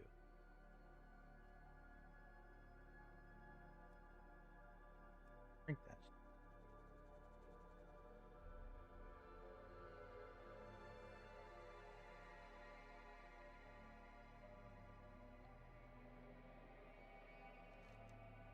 Wait, let me buy. No, I bought it, right? Now let me use it. Here we go. Okay. Dragon's Tech. If you don't want a 3 tank. Oh, I don't think you needed that though. I don't know. I don't count that because also like we killed it week 1, 2 tank, 1 blood DK, right? Like you didn't need to double blood DK that. Just like it's the same category as Lura for me, where like you didn't need to double blood DK, but it was probably nice. Thoughts on swapping to Gory Fur? Gory Fur is fine. It's one of these things where I think it's kind of a little bit. I don't know. I feel like it's a little bait. I'd much rather personally have Ursock's Endurance just generically, just because the Iron Fur extension and Barkskin extension. Well, the Iron Fur extension means I can spend less rage on Iron Fur and more rage on Maul generally, but it also means it's easier to maintain my 5% mastery. So like personally, I'm just always, even in like offense, like this is an offensive raid build actually right now, but I'm still running Ursocks. I just prefer it. But you could argue Gory Fur is usable. I think it is usable. Change up your diet at all when you approach these patch days? Keeps your energy levels up? I mean, not really. Say hydrate. I drink more electrolytes usually during patch launch. But other than that, no. Like, do a little meal prepping. Got some snacks. Nothing super different than usual, though. Waiting for Blizz to rework. Oh, remove one spec from the game completely and it cannot be AUG. Hmm. Hmm. Well. Well, well, well. The list of specs. Well, you left Boomkin right there. You left Boomkin right there.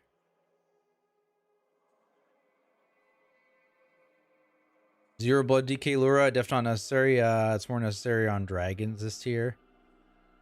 Yeah, but dragon's also an easier boss in general. Blood DK helps, even one singular blood DK on Lura helps so much with the consistency of the crystals. What's the difference between the two incarn versions when you press once and the second press? The second press is your apex. So when you get the very last bottom there, Wild Guardian, your next after casting Incarnation, you gain 1 charge of Wild Guardian, which is what it turns into. When you hit that, it means your next Maul is going to immediately awaken a spirit. So that the second button press just means your next Maul is going to activate something. So you could hold on to it if you wanted, but generally you just send it and then Maul to immediately proc it.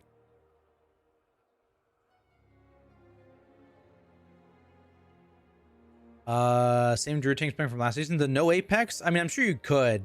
It's not nearly as good. Like the Apex is very, very good now. Like you definitely want to run the Apex.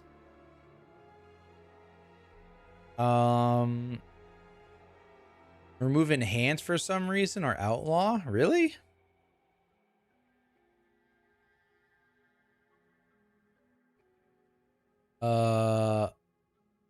Link the dungeon guides, Mygo. Here, I got you. Exclamation mark. This is certainly it, right? Yes. New rotation since Moonfire and Thrash and lower cooldown of Beam. It's basically Thrash and Mangle.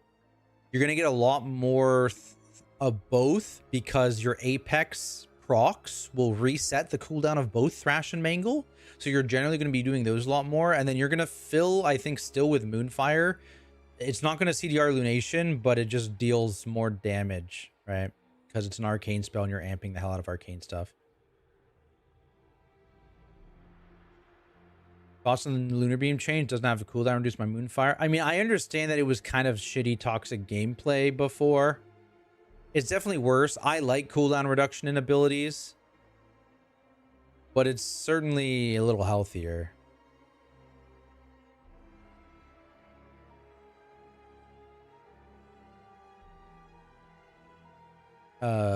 Bark for setup, then beam after. Yeah, that would work.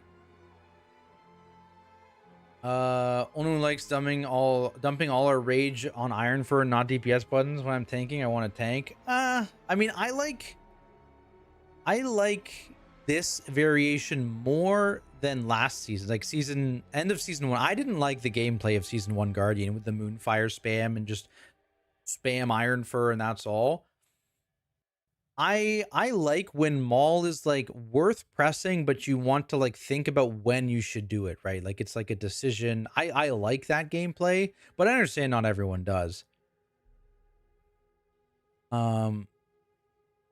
Especially in Raid, where at least in Raid you have the talent points to like spec Moonless Knight Killing Blow, right? You can spec Moonless Knight Killing Blow, which makes the points more worth, or which makes Maul more valuable. And then again, you kind of have that decision of, okay, am I tanking actively? No. Okay, I can spend rage on Maul. Am I tanking actively? I need Iron Furs. Okay, do the Iron Furs, and then, you know, make the decisions from there. I like, if the decision is interesting, I like it, basically.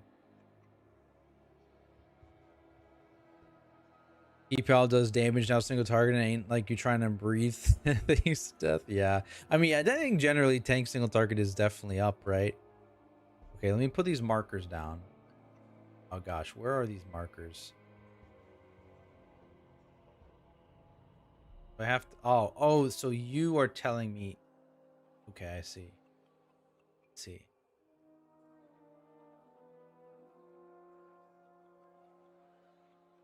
Okay, so maybe this should go like under. That looks good. I gotta. Ellesmere UI has one, right?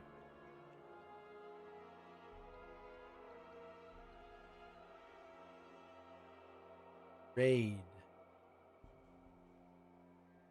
What is this thing called? Ready. Check.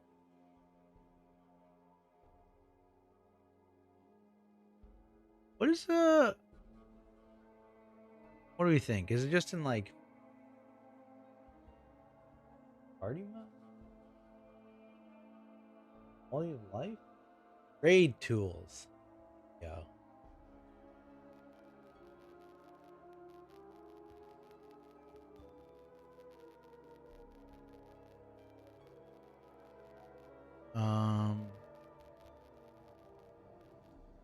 I need.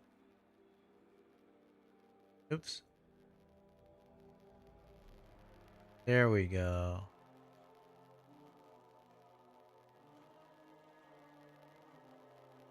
So north,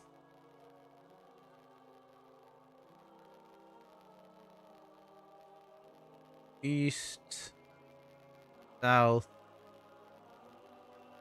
west.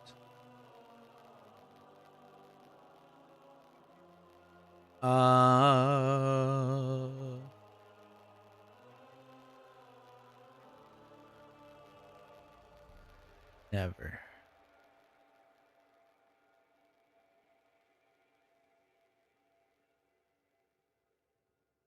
The add-on, this is called Snake Says. Snake Says.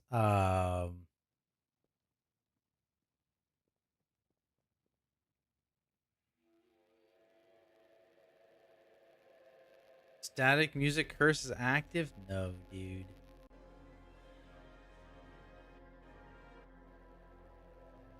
Static music curse is active Why is that happening?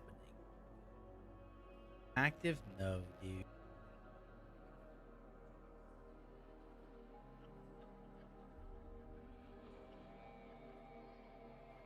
I actually don't know why it's happening. Might have to. The only thing I can think of is maybe it has to do with like my mic.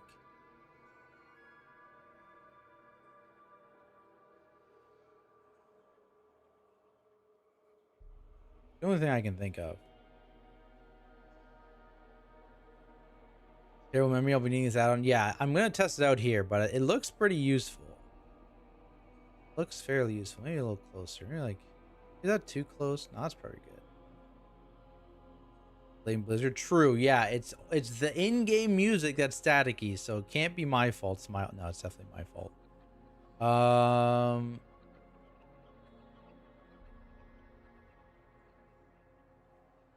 All right, let's give this a go though.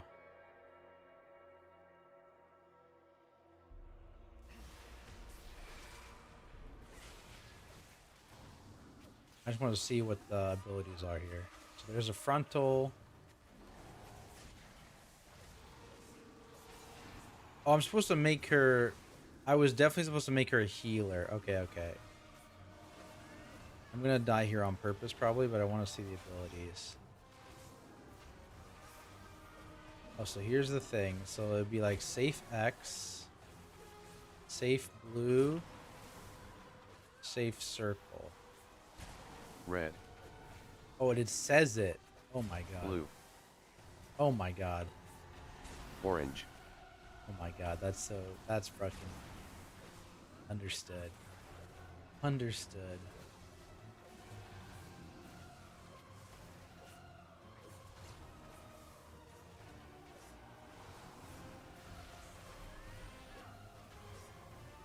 That's the big tank buster. Interrupt. What is actually spawning all like should I be tanking over here? Does this spawn bad? It does. Okay, the frontal spawns bad. Okay. Venom Storm.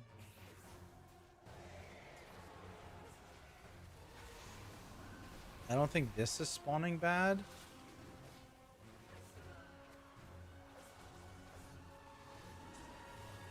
Doesn't look like it.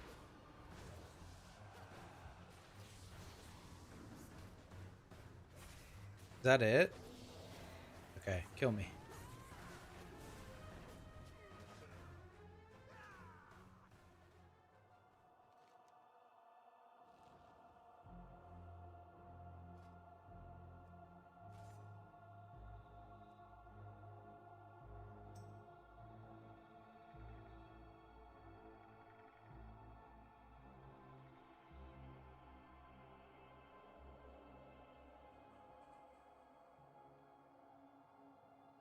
These all kind of suck. That's okay.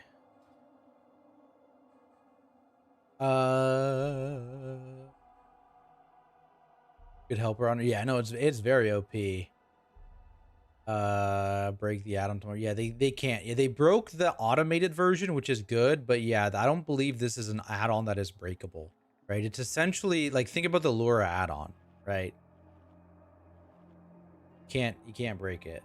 I don't believe. Dreamcatcher? What's that? I might not have it. Oh, you mean this? I can't CC this guy though, right? Oh, interrupt. Interrupt.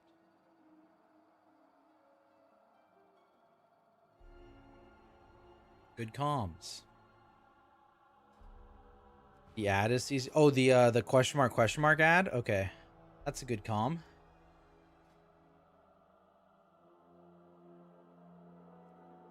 Are these the only things this season? Or is this just the only ones I have because we don't have the actual season out or something? They have exactly 3 of each.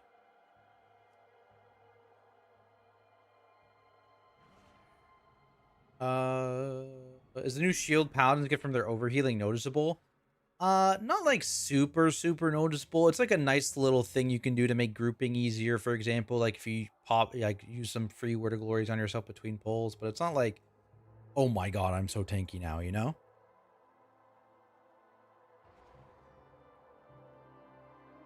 Okay, going in. Ooh, own him.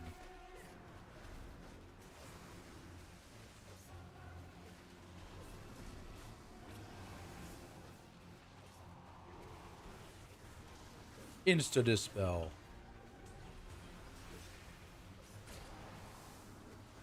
Purple.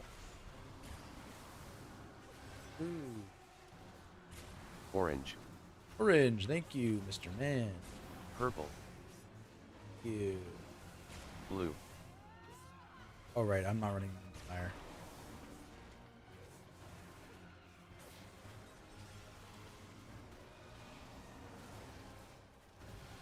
Oh, I should get out of here, right?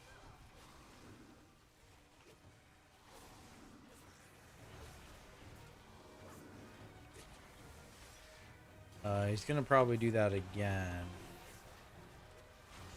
Does he say when the next, like...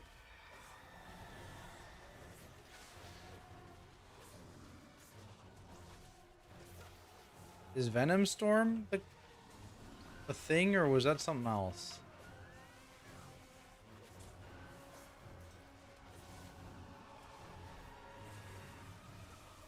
No, that's something else. So it's is it health threshold where he does this?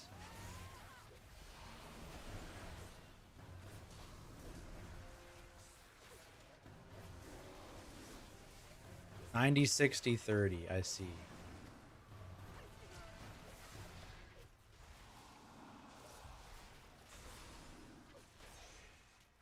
I'm assuming I'll have to actually defensive that. Oh, my poison didn't interrupt that one.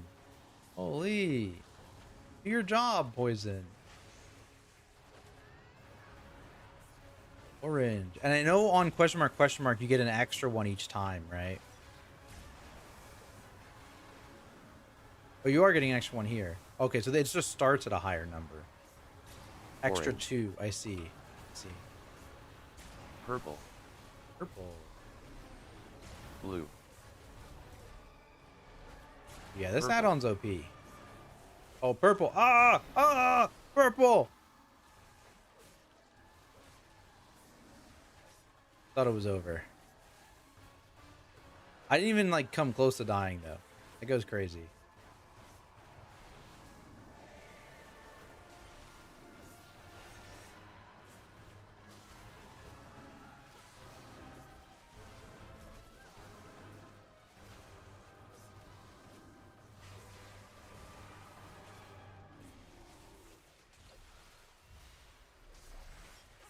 I forgot I was Red Moon this whole time. Forgot to use it in that ink card. Really unfortunate for my damage.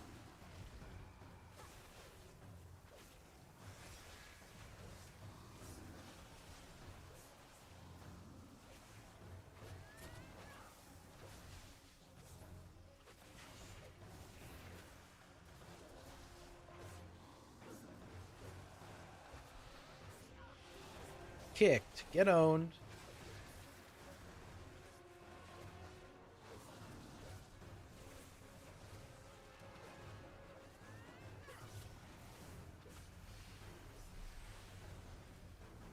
Blue.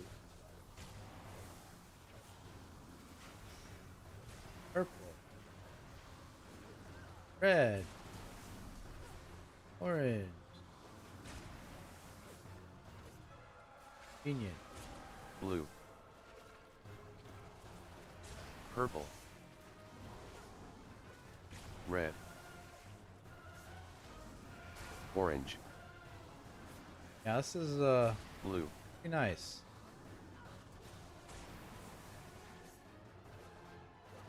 Here, Mr. Man. Over here. Here we go.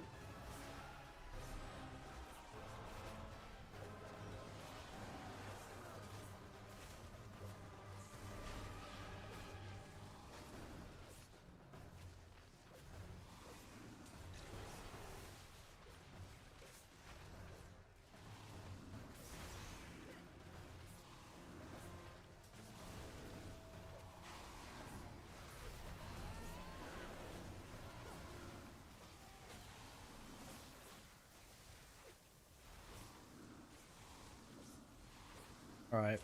This wasn't, I mean, it's a question mark, so I'm not surprised, but so on the extra difficulty, he gains the ad that you have to nuke down, right? And then he also does 2 more of those.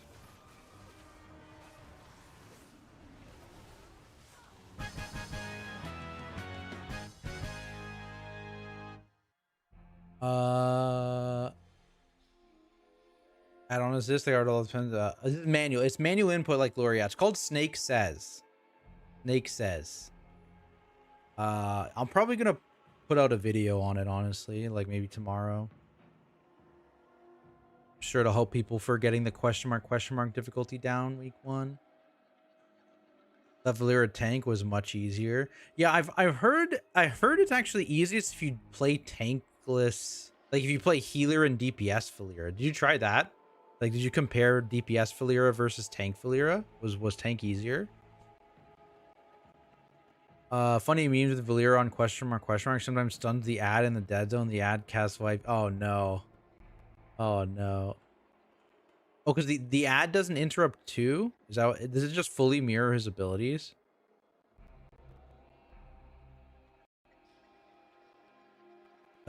She kicks as tank. Yeah, she doesn't kick as healer. She just dispels as healer.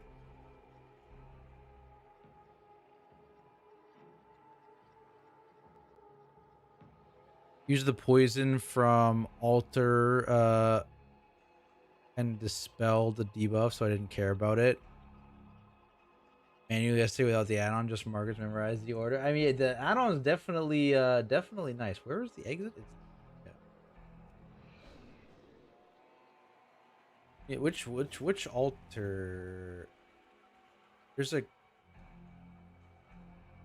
Oh, you mean the kick one? Oh, you mean the kick one? That's what I was using. Yeah, the accursed poison. So some of them I didn't kick, which is I had to kick something, man. But yeah, the memory game add-on is Snake Says. Snake Says.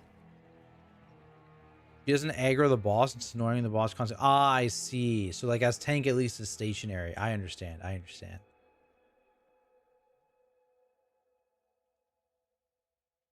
Which that gives me 30 hero, Chris, right?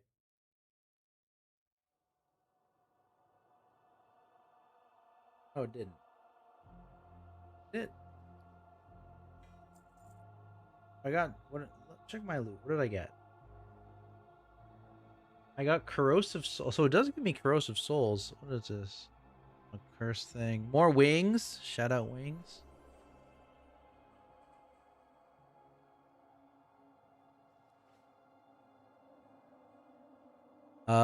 Seems so weak. Popping 100k single target delves 15-20k in this boss. Well, she's healer spec. I put her in healer spec, so she actually dispels the debuff on me. So yeah, she's not really doing much damage here. Only first kill per character gives souls. Okay, interesting.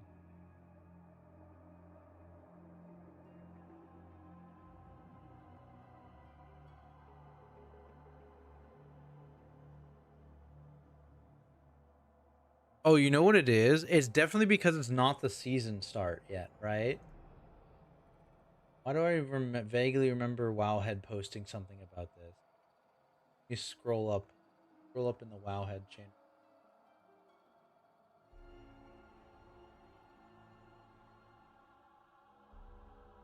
Scrolling. I'll find it. Don't you guys worry. Guys,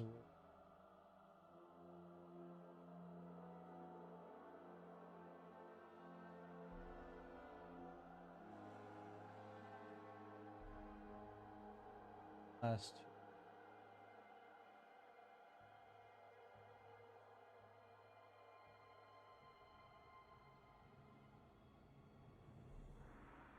Looking.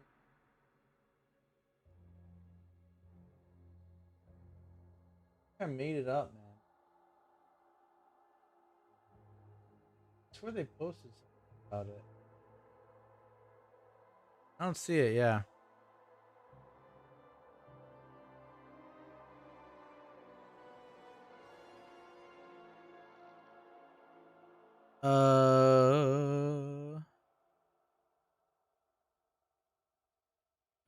Give soul. Oh yeah, here, yeah. The corrosive souls. They're what you use to buy powers in this codex thing.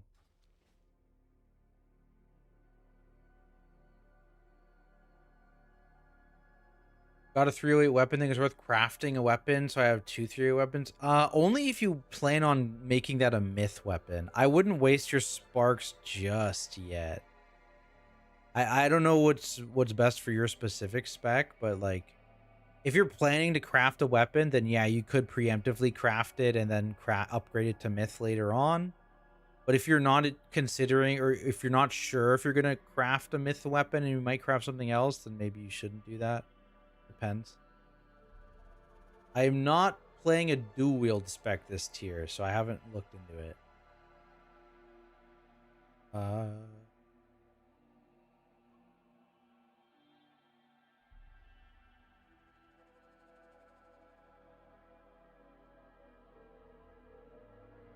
Dispel, yeah, it's magic. Yeah, magic dispel.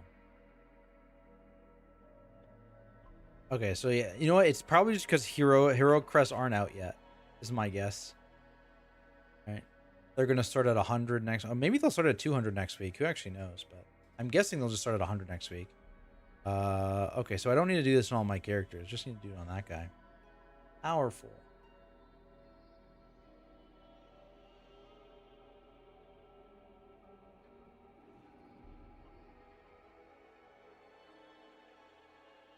Okay. Additional class tuning? Discipline. That's it? Alright. Cool.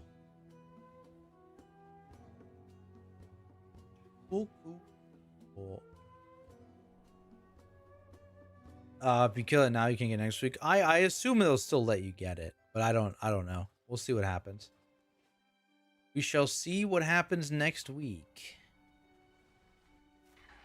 Maybe they just moved it to only drop off the question mark one as well. Could be either.